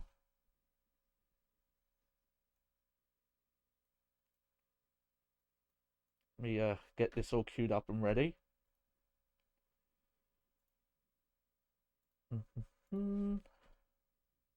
Okay. So let me hide the game for now. We are going to look back at the game in a bit. But we're going to look at this first. Because you know, I have the history now. It's kind of one of my gimmicks that when we look at these older games, as often as possible, I like to stream them on original hardware to present them how they were originally intended. And for some games, it doesn't make much of a difference. But a lot of the ones we've covered in the past, it's because any HD ports have fucked something up about the presentation and in some cases gameplay. Silent Hill, when I started in my Scuff era, being the obvious one, the HD collection is infamous. Don't let that weird 50% of the Silent Hill subreddit tell you otherwise. They're not living in the same universe that you and me live in. That, or they're elitist assholes that are like, well, it's fine if other people play it because they won't know the difference, and they think that that's not an insult, where it's 100% an insult. But the HD Prince of Persia collection, which is quite rare, I think, compared to a lot of the others, like, that one has issues. That one has a lot of issues. Like, apparently, like, it has lower sound quality than the PS2 version somehow. But we're gonna look at this. This is a video by Catbus. We looked at his Devil May Cry 1 comparison videos. I don't think we looked at all of them. I think we just looked at the main one. We didn't look at the follow-up video where he covers the slight improvements the Switch port did. But here we go. So, I'll tell you now, because you can see my cursor. This on the left, this is original PlayStation 2, though this is emulated. This is not real hardware capture, because this is pushing a resolution that you just would not see. You know, even with my upscaler, like, it's taking a 480i image and upscaling to 720p. It's not actually outputting at 720p. You would have to do hard mods, I think, to do stuff like that. But you can already see an issue where the ground texture, I believe it's a similar, if not like the same texture, but some sort of like blur filter is missing, or they've tried to like upscale it and they've done it wrong, because you can just, it looks really pixely here. It's been nearly a year since we last met. But this video is subtitled, and it'll go through stuff. But we'll pause when we want to look at some obvious stuff. But this is a 10-minute video.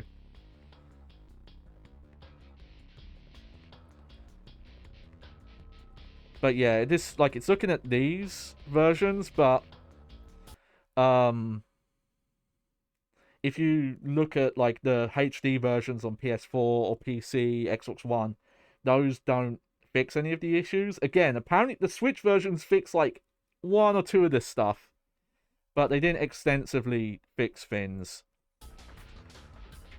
This is probably like one of the really obvious ones of just like who did this and didn't realize like how much worse this looks.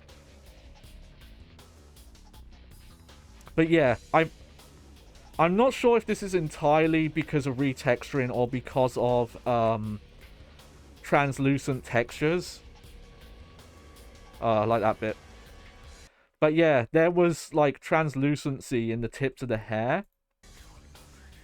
That's just gone. And yeah, as the video explains here, it makes it so in the cutscenes. There's a lot of times in HD collection where you just can't see Dante's eyes or eyebrows at all. There's some really egregious examples coming up. Yeah, it's like that one. It's like, that's not...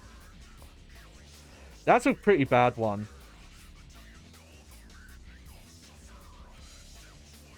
This is an interesting one, actually.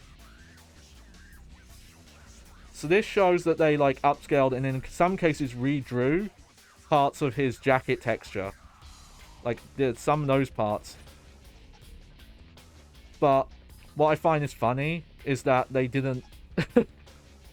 they didn't upscale it completely. And you'll see why. This video explains very well. It's because he swaps models. So they only updated...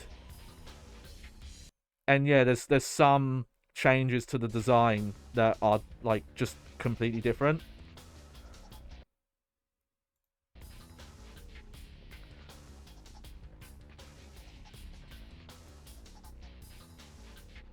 This one I forgot about, actually. You can see it's like the coffins are supposed to light up while the summon's coming out. That's a weird one.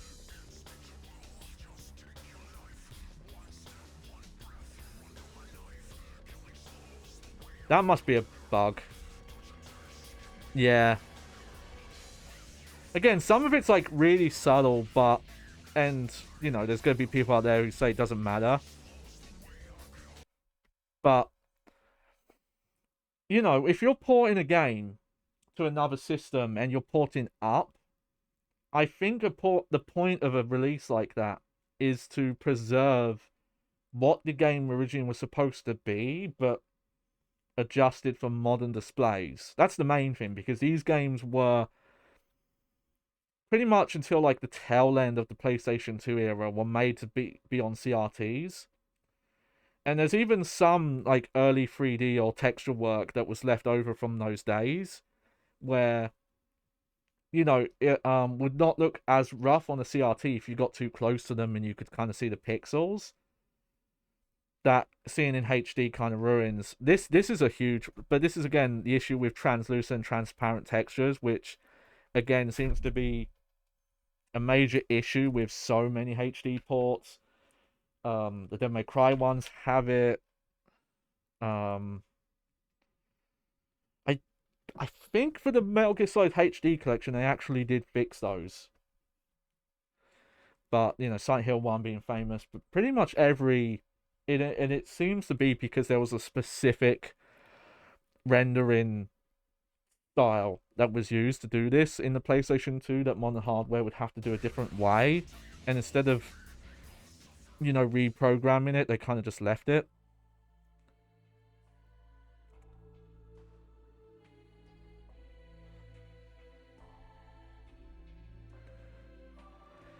Yeah, this is where a lot of problems are.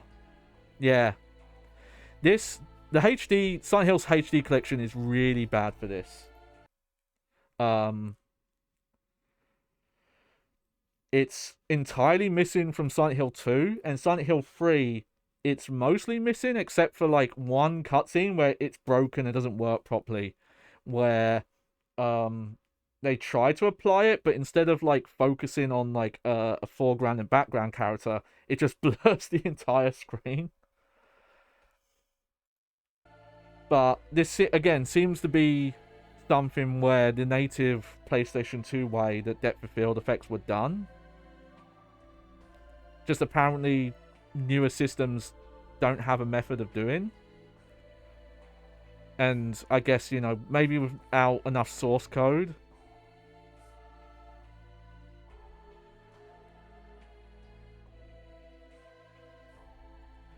But, yeah, like, obviously this doesn't make too much of a difference in terms of gameplay and the same visuals. But obviously, like, what this game was, like, what the original dev team was able to do on the original hardware hasn't been replicated. And it's not preserving the idea, the feeling that the devs were trying to evoke without these depth of field effects with these kind of messed up textures. There's a few other things I think that's not mentioned in this video. It's mentioned in another one, or stuff that I saw that personally I didn't like. I feel like the upscaled gene texture on Dante actually looks worse upscaled. But yeah, the depth of field one is like a really big issue to not emulate it at all. Because it kind of, in some sense, like makes the game look more dated and video gamey, because, you know, these cutscenes were directed to kind of look like they were filmed.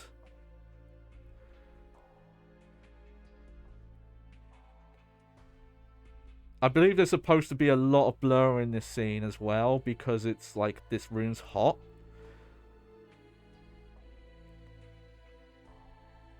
Like, they've still got the heat wave effect going on, but yeah.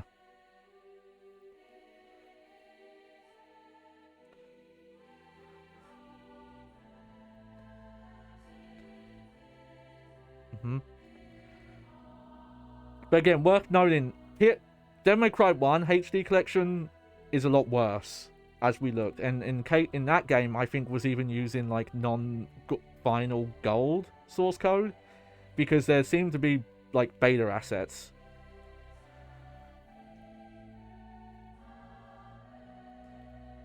But you know, like so much of like cinematic language is done via color palettes. So you like, okay, it doesn't matter to you. We cut, you know, whatever. No one can really change your mind. But you know, there's a feeling that's supposed to be evoked, and then when it ends up looking like too clean, that can be ruined, and that's kind of what's going on here, where the bloom is not enhancing this image to make it kind of feel like, you know, it's like a moonlit night kind of thing. Like the glow really sells that.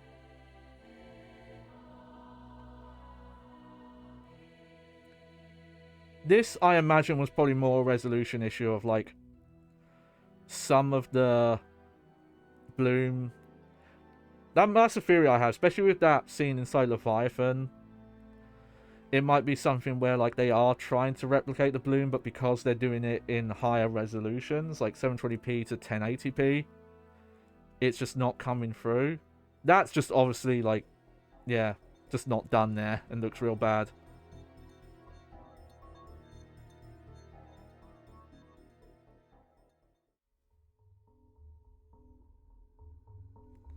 Oh, mystery. It's a few things I'm not smart enough to categorize.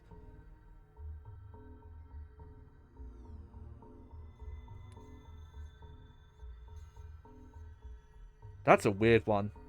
Don't know what's going on there. Speed lines and rain seem tied to resolution. Yep. Again, another weird issue that Silent Hill definitely had this issue. Also reminds me of, you know, the quote-unquote remasters of the Grand Theft Auto PS2 games, where they kind of like tried to replace effects that were tied to resolution.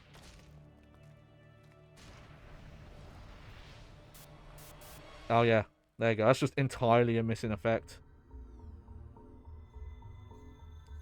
Oh yeah, that's another thing. The original game wasn't in widescreen, and they haven't widescreened the cutscenes properly.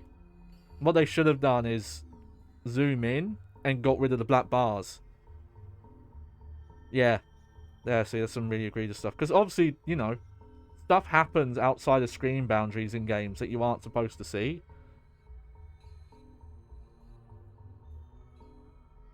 And it's not a hard fix, because these cutscenes use black bars on the PS2. They're meant to be in 16:9, but all you have to do is just, like, you know, change where the camera is. Oh yeah, this is the main one. This is why I didn't want to show this video early.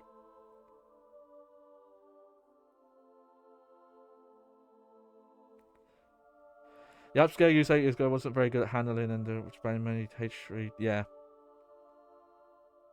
Because yeah, some of the textures they put for like AI upscalers that didn't do a great job.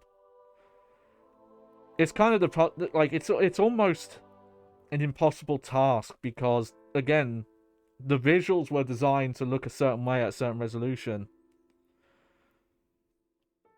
and just upscaling them doesn't really work. Oh look, there's some more Devil May Cry 1 issues that weren't in that original video. Let's see.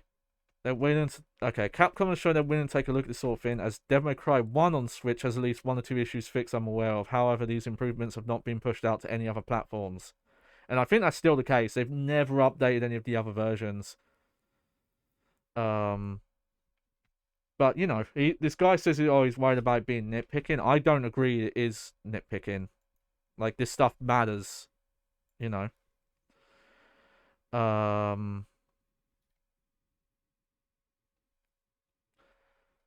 Oh, this has bothered me. YouTube has started doing this when they're not ordering their videos by the latest. You have to go to this extra tab. I'm trying to remember if this video is commentated or more. Oh no, here we go. I forget. There's like one... I think there's one video where he actually commented on it. Maybe the Devil May Cry 1 Part 2 video?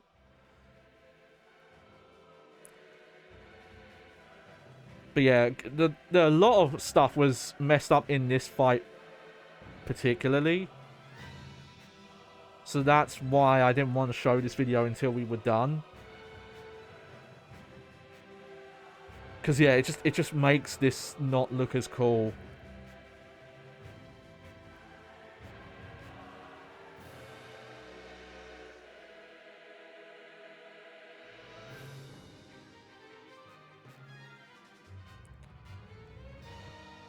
Yeah, it's a shame. And obviously, like, a lot of these projects are kind of done. Oh yeah, here we go. This might show that cutscene that we didn't see. Okay, that's the epilogue. I wonder if it looks at the secret cutscene as well. And it's a shame, and I don't know how often this happens, but this always reminds me of the...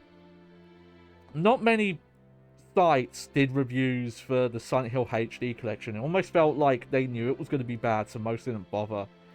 But there are a weird amount of positive reviews from big sites, like Game Informer, GameSpot, and IGN all gave it, like, good reviews. Want to know the name? Yeah, see, here's a good close-up look of... Oh. Sorry. Normally my mouse does not slide off. I've got to sort out... I put this, like, plank on my desk to make it stick out more. But my bottom shelf of my desk is one that has, like, tiltable parts to it. The problem is that I've tried to tighten it to stop it from tilting, but apparently just the weight on it won't stop it. So I need to, like, put a counterweight on the back. But it reminds me of what really, really bothers me about those reviews. And I feel like I might one day do a stream where I just go through those 3 reviews, because they still, to this day, are just so mind-boggling. If you're doing a review, and a review is supposed to inform customers on if they're going to potentially buy a game or not, if you're reviewing a up generation port, your point of review should not be, I'm going to just review the game. Because you're not reviewing a game, you're reviewing the port. And all of your review should be about the port job. If you want to do like a retrospective or a review, which some sites do, where they pick retro games and they kind of review them and see how they feel by current standards, and that's fine. But I specifically named that the IGN, Game Informer, and GameStop reviews for the Silent Hill HD collection. And I bet if you looked up ones for the Devil May Cry collections, they would also be the same. Almost all of those reviews do not mention any comparison to the original games at all. Specifically, the Game Informer review, I remember, doesn't. It just reviews the games again. The only stuff that's mentioned different is the obvious stuff, like the voice acting is different in Silent Hill 3, and obviously they kept that in Silent Hill 2, and also some of the voices are replaced. And that review really bothers me, because it claims that, like, oh, back in the day, people always thought Silent Hill 2's voice acting was shit. And it's like, that's just not true. You can go and find those old reviews. Like, Silent Hill 2 is not regarded as, like, one of the greatest psychological horrors of all time for it being, like, a shoddy product that people forgive its flaws. Like, no. That's not the game. I think the only review out of those 3 that made any mention of, like, oh, here's it compared to the original, is the GameSpot review. Has, like, one paragraph where it mentions, oh yeah, there's a bunch of issues with this version. But most of the review, much like the IGN and the Game Informer one, are just reviewing the old games like they hadn't been reviewed before. And this still happens to me, because I think of stuff like the Demon's Souls PS5 remake, which isn't like a reimagined adaptation like some of the more recent stuff we've been getting. It's like the gameplay and the structure and that stuff's all one-to-one. And it seems like highly regarded, but there's so much like changed or completely ignored art direction from the original. It's just in some parts of that game just look entirely different. And I don't mean because it's got higher quality models and textures. Like, no, they don't look like the same areas. Like, no attempt to match the original aesthetic of an area or an enemy or even the music in a lot of parts of the game. It like for the most part plays and handles the same, and the items are the same and all that kind of stuff, but like it's in a lot of places like just completely ignores like the artist intent. And I remember talking about this with someone, and someone brought up like, oh, you're saying artistic intent matters. Here's this model that's in Demon's Souls 1. It was reused from an earlier FromSoft game. That developer intent includes stuff that was like repurposed or done by accident. Like it's the end product. And if you change it, you're not representing that. Like there are in a lot of mediums, a lot of creators will have accidents. Sometimes they won't notice them, but a lot of times, no, trust me, they knew, and they kept them because they either appreciated how it, ended up fitting their vision, or just, it was not their priority, and that is the product. And when I think of, kind of stuff like this that changes stuff and doesn't preserve it properly. Devil May Cry. Yeah, that one, this is just... I think the things that like kind of bother me with these is just, you would think that if you were working on this port, you would have a PlayStation 2 with a copy of the game beside you. And you would be like loading... Okay, if you were lucky, you would have a dev build still, where you could, warp to cutscenes and levels. At the very least, if you've got a complete save file, you can rewatch all the cutscenes, so that's not a problem. But if you want to get to like... Yeah, all you need is like a complete save file. And... Which, if you really wanted to, you could look one up on game FAQs or something, and it's not that hard to get onto a PlayStation 2. I managed to do it. But... you know what? I don't think we watched this video. This video is actually a follow-up to one I made a year ago. This one is That went over commentated. some quirks I noticed in the HD collection. I encourage you to check out that last video if you haven't already. I uploaded my last video, and I was told that the issue with Griffin's chest not opening was corrected. I didn't bother to check for a while, and I just kind of assumed this was true. On PC at least, I found that this has not been fixed, as you can see here.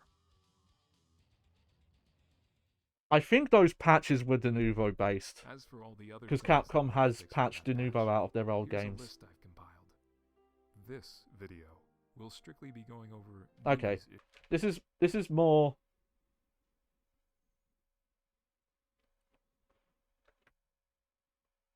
Yeah, but from what I understand, this is mostly looking at the Switch version, some issues that were missed, and some stuff that was fixed in the Switch version. That's why it mentions that. But obviously, like, not everything is fixed, and it's sad. But I think that's those two videos are the main ones. I don't believe there's been like any kind of new stuff showing anything. But, none of the ports have been really updated since. I'm pretty sure those big updates are fucking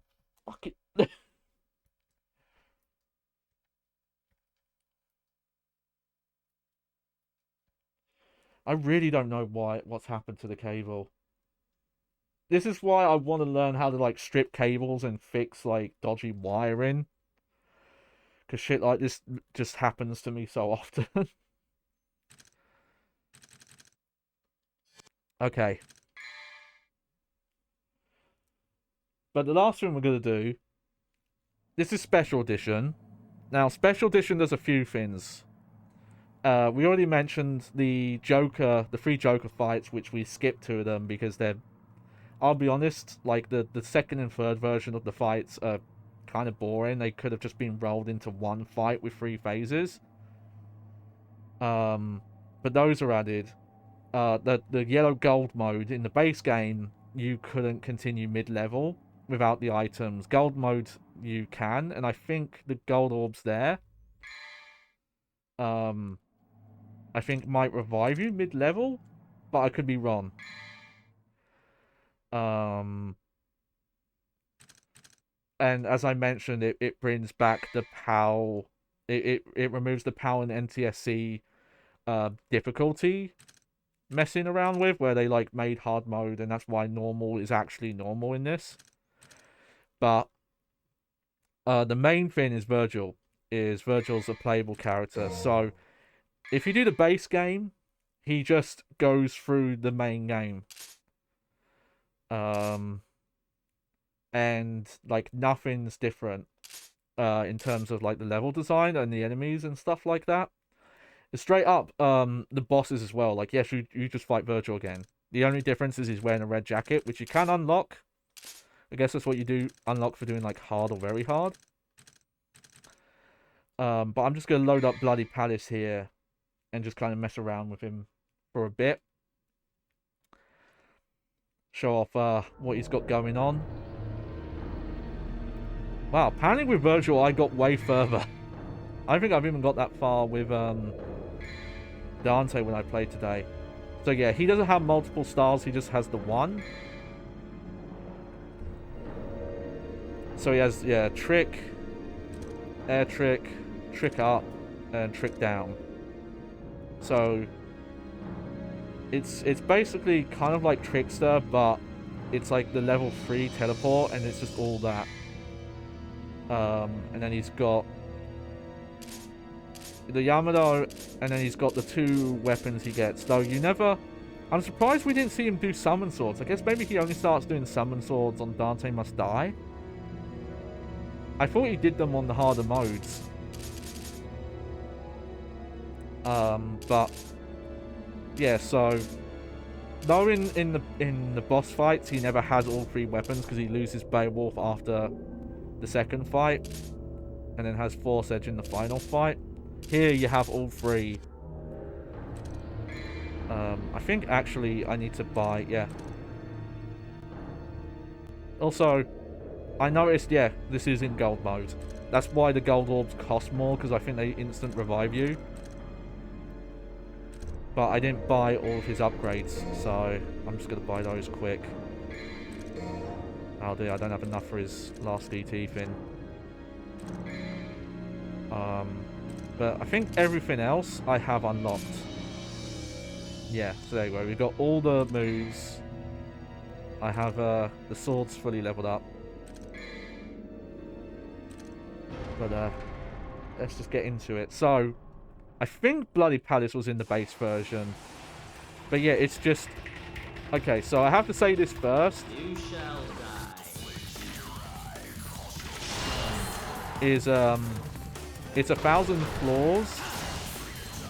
You've had it now. Yeah, he gets his own song. It's like a remix of Dante's theme. What I am going to do is we're going to go through the menu just to look at stuff. But yeah, Bloody Palace in this and 2 are weird because it's 1,000 floors, but obviously you're not meant to do every 1,000th floor. Well, we'll go into it in a sec. Okay. So yeah. Got the Yamado. He's got this combo, which is the one he does in his boss fights. The 1, 2, 3. This he doesn't do in his boss fights, but yeah, he's got aerial rave moves. That's his like forward move where the slashes appear behind him and in front of him. This he does. You can also, yeah, jump. You can launch with this, or you can do the 2-hit version. And then yeah, you get Judgment Cut here. So you cut the air in front of you.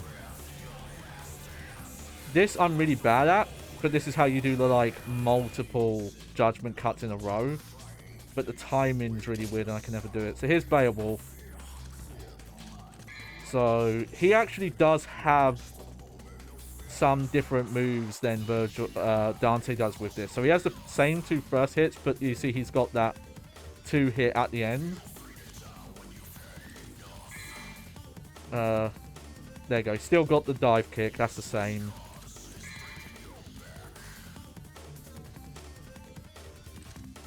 But this is his main big difference. Is this revolving kick. Which is like really powerful. And yeah, he has a different launcher on it. And then Force Edge is the one that's the most different. Because he uses both the Yamano sheath and this sword at the same time. So it's kind of funny, like the 2 hits there are closer to the Force Edge combo you had in Devil May Cry 1. But yeah, it's a longer combo. He's got hair. There's Helmbreaker, of course. Stinner.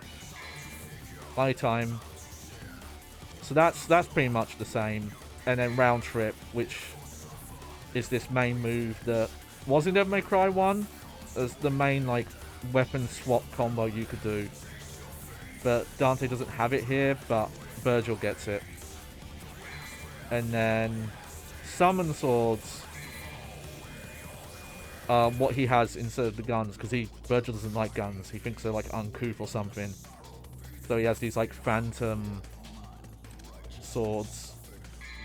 And then he has these moves. Now some of these I think are based on moves he gets in his boss fights, but also some of these summon swords he does in Devil May Cry 1 as Nello Angelo. Specifically, I think this move he does in Devil May Cry 1. And this one, I think. Oh no, not this one. I guess it's not in this game. But the one where he kind of like summons them from the sky and they range down. That's later on.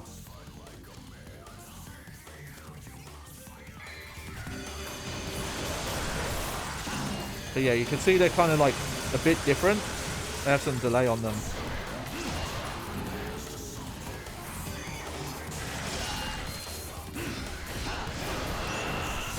Boom.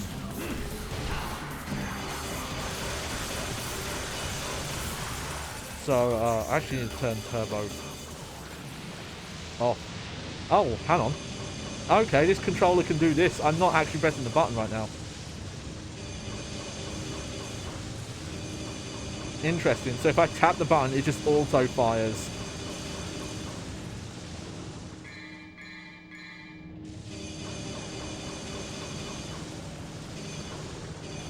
There we go. So I've turned it off because with Virgil, he has holds. So yeah, if you hold Summon Sword, you get that, and if you look at the DT gauge, you'll notice that it goes down.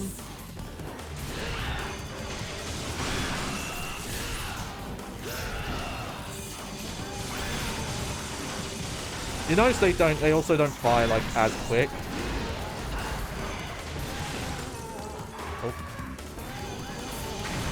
You have to really, this is definitely a problem I have with Virgil in this game. You have to really mash to do his like to get the full fire rate. Like, let me do 2-hand mash. There we go. Like, you have to hit the button really fast to get 1, 2, 3. Like, you have to mash faster than they come out. But his other moves are based on you hold auto lock, and yeah, you hold back. And there you go.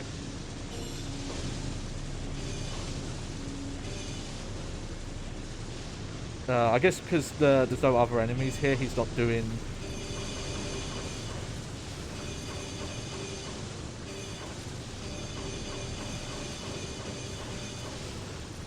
Weird. Oh, it's because it just shot... It's because I did the move that shoots out the ones around you.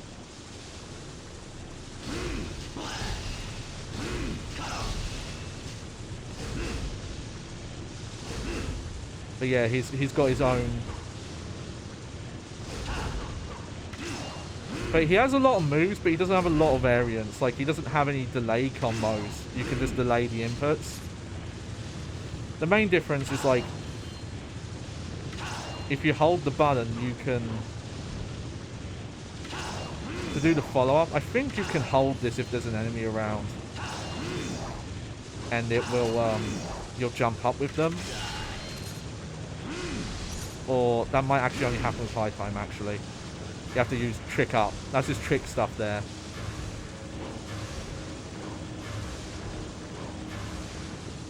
So there's trick up.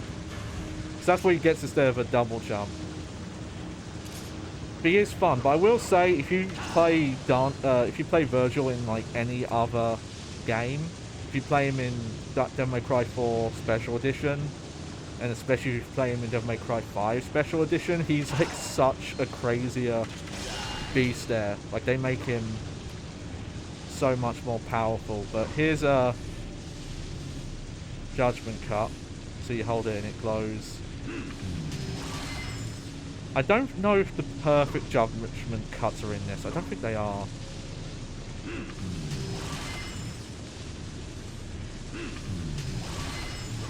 But yeah, I just don't know how to do the follow-ups. I can do them in 5, and I think I can kind of do them in 4. But I'm just really bad at them. 4 adds the, like, perfect time ones, which are... If you let go of the button at the right frame, he does a quicker version where he, like, instantly jumps. He, like, teleports backwards and does the blade cut far quicker. Boom.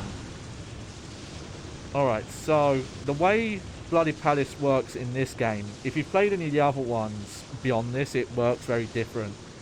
There are 1,000 stages, I believe, or like 10,000. No, there's 10,000 stages. But how you advance is up to you. So after you beat every stage, you have these 3 teleports. You have the water, the lightning, and the fire. And the water takes you up 1 floor. The lightning takes you up 10, and the fire takes you up 100. But I feel like the strategy really is just to always take the fire. Because there's so many floor layouts. I think the idea is, like, if the game is kind of advancing difficulty too quick, you can, like, just go up a few floors at a time.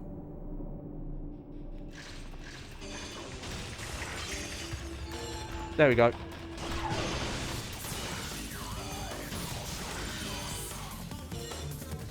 There we go. That's the move I wanted to do.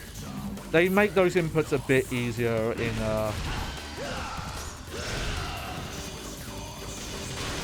Devil May Cry 4. But yeah, like, they give him A and B combos on the swords, and I think maybe even like a C combo. Yeah, if you want to, like, do launch combos here, you have to, like, manually jump.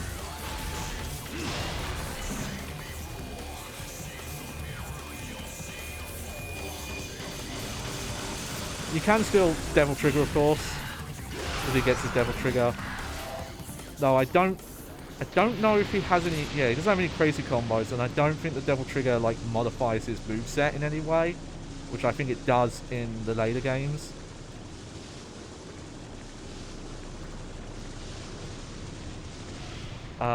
But yeah, he's definitely got a lot more moves in 4 Special Edition. And the fact that the swords are delayed, here I'm just mashing both the buttons, but it's why he's one of the characters that a lot of the more pro players will remap.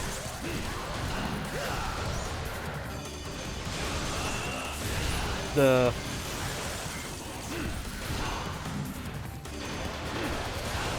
shoot button to like a trigger. Because he doesn't have like different swords. He has different sword weapons, but he doesn't have any guns. What the triggers do here is they cycle left and right, which does give him advantage because he always has 3 weapons. It means that, unlike in Devil May Cry 4 and 5, where Dante can have 3+ weapons, so if you want to get to like your 3rd weapon, you have to double tap or triple tap. If you've got you've got Yamano out, if you want to get to Force Edge, you just hit this one. So as long as you're keeping track, you can instantly swap and not have to double tap to get to the one you want. But they also did change how Trick works. And I think some of that is a bit more controversial from what I understand.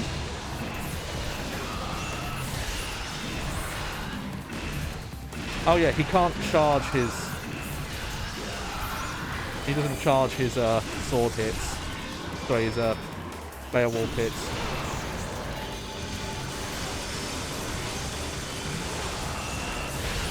But, you know, we'll cover that one day, but the main difference is to Trick in that game, he has to throw a sword first.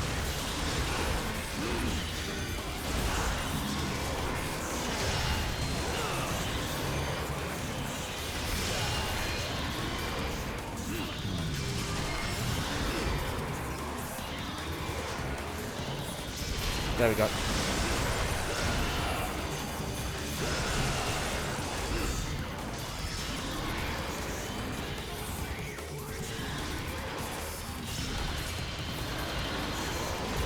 Hold on. Can you not do it in this game? I'm trying to keep the Force Edge out. Oh, okay. So it kind of works. But I think if you use Yamato, it summons back to you. Yeah, for some reason if you... Weird, it just didn't swap. Oh, I think it auto swapped, that's why. Oh, I'm trying to see if I can... Okay, no it does. It doesn't stay out for very long. They made that stay out longer as well. Which is like the main improvement there. I'm trying to remember if he gets charge hits for the gauntlets in 4. I can't remember actually, it's been a while.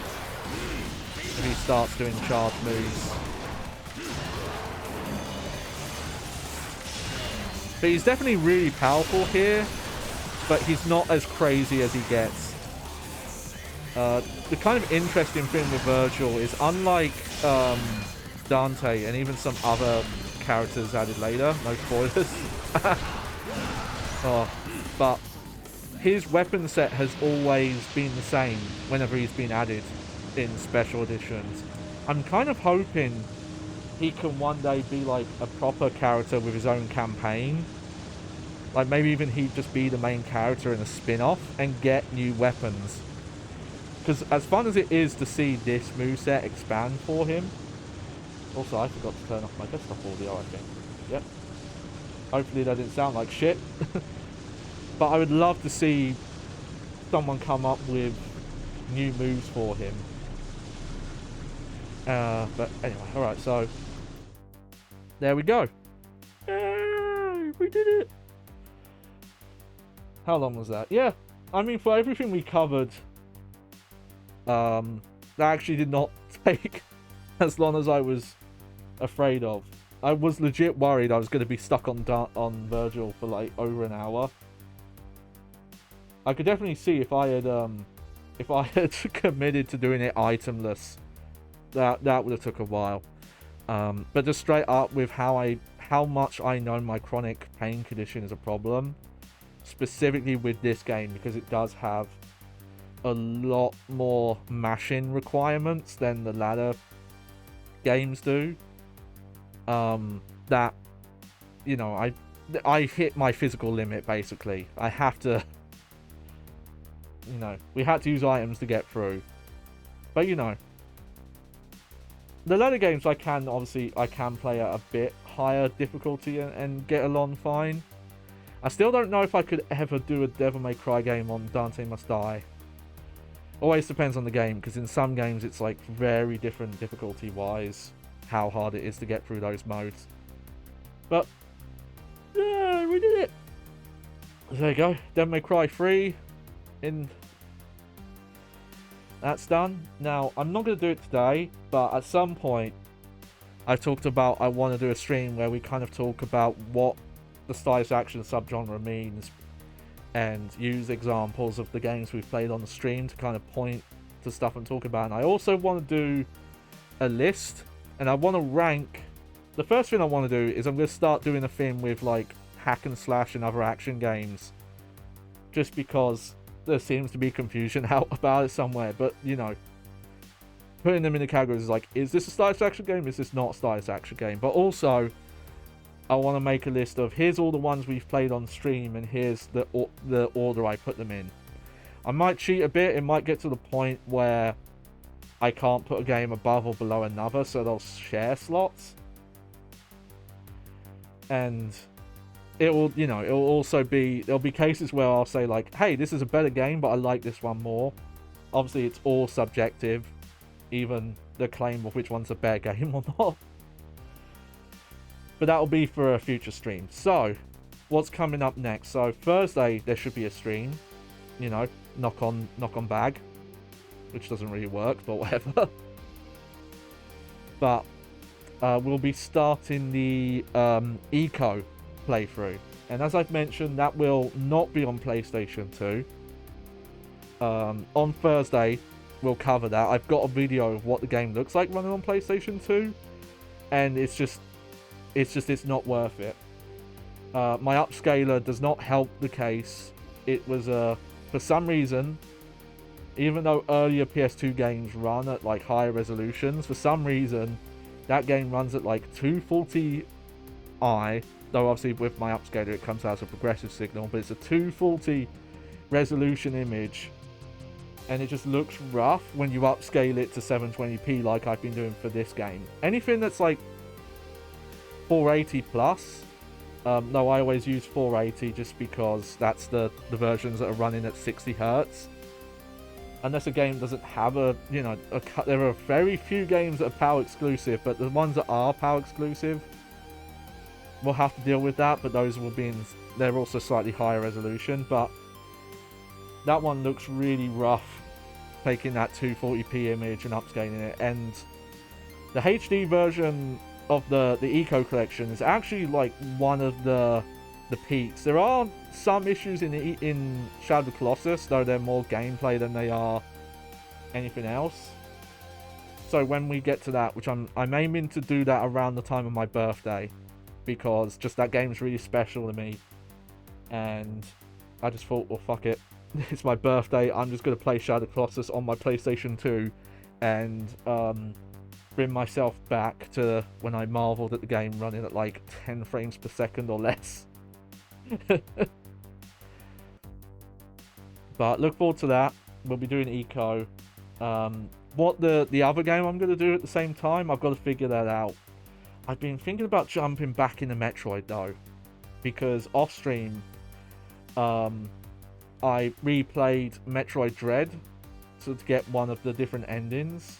Specifically, I went for, I didn't get the fastest one on normal difficulty, but I got the under 8 hour one. I didn't get the under 4 hour one. I was way off that. I managed to do it in like 5 hours. But that's how you get all the different like key arts that they made for each game. So I have like the first 2 key arts. But replaying that gave me the inkling of like, oh, I want to play another one. And the plan is we're going to play A2MR Oh, sorry, AM2R. Sorry. And then we're going to play the 3DS game Samus. Return of Samus. And the reason why we're doing it in that order is I want to go story order because so much of Fusion's story requires you to know what happens in the second game, and they don't help you out as much. Like, a lot of the environmental storytelling is more impactful if you do it in that order.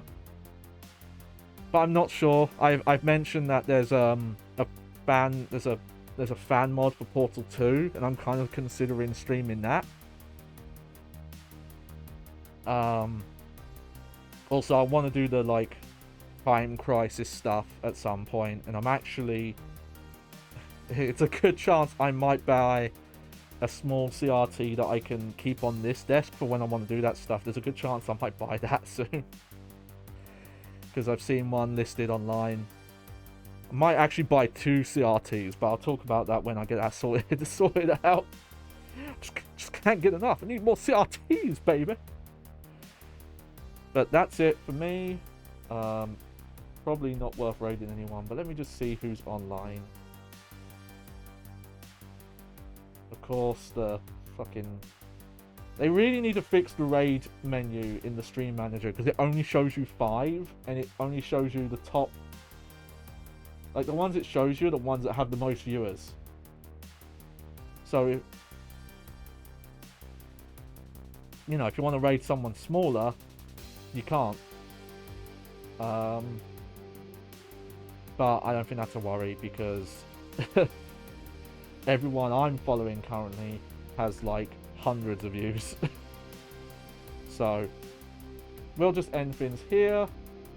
Thank you for joining me on this journey. I am sorry this playthrough was not as amazing as it could be. There are a lot better Devil May Cry players out there that can do crazy stuff with the game. People who speedrun and play it with Royal Guard on. But the fact that, I got through it on very hard mode.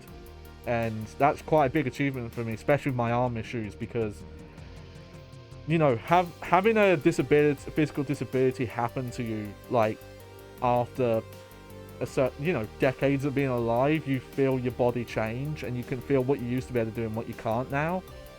And the fact I was still able to achieve this, even if I did have to use some assists, like I had to use turbo for the guns, because I was really hurting myself with those. And, having to rely on items more so than I would do in other games. Though, again, to the game's credit, Devil May Cry 4 is a lot more accessible. A lot of the, stuff that was really too physically demanding in this game is fixed in Devil May Cry 4, and even 5 even more so. Really scales back on, you don't need to be good, you don't have to mash, you don't have to be, pressing 50 actions a second or anything like that. We will obviously keep looking at stylish action stuff, but I'm actually thinking, before moving on to Devil May Cry 4, I want to look at some PlayStation 2 era games, because the PlayStation 2 era was when we started to get Devil May Cry clones. Devil May Cry clones, pretty much once God of War hit, became very rare. Mostly they just became God of War clones. And no, you did start to get more nuanced and original takes on the stylish action genre, and even the hack and slash stylish action genre. But I want to go specifically at these are games that were trying to emulate Devil May Cry either 1 or 3, because I don't think any of them were trying to emulate Devil May Cry 2. But they were trying to emulate them in some way, and some of them might not even be full playthroughs. I will warn you on that. It kind of depends on how long they are. But it'd be fun to see did they understand, or did they kind of only really copy the kind of the inputs and the moves, but didn't really capture the stylish action side of it. We'll have to wait and see. But hope you enjoyed the show. I was your host, Johnny Baghead.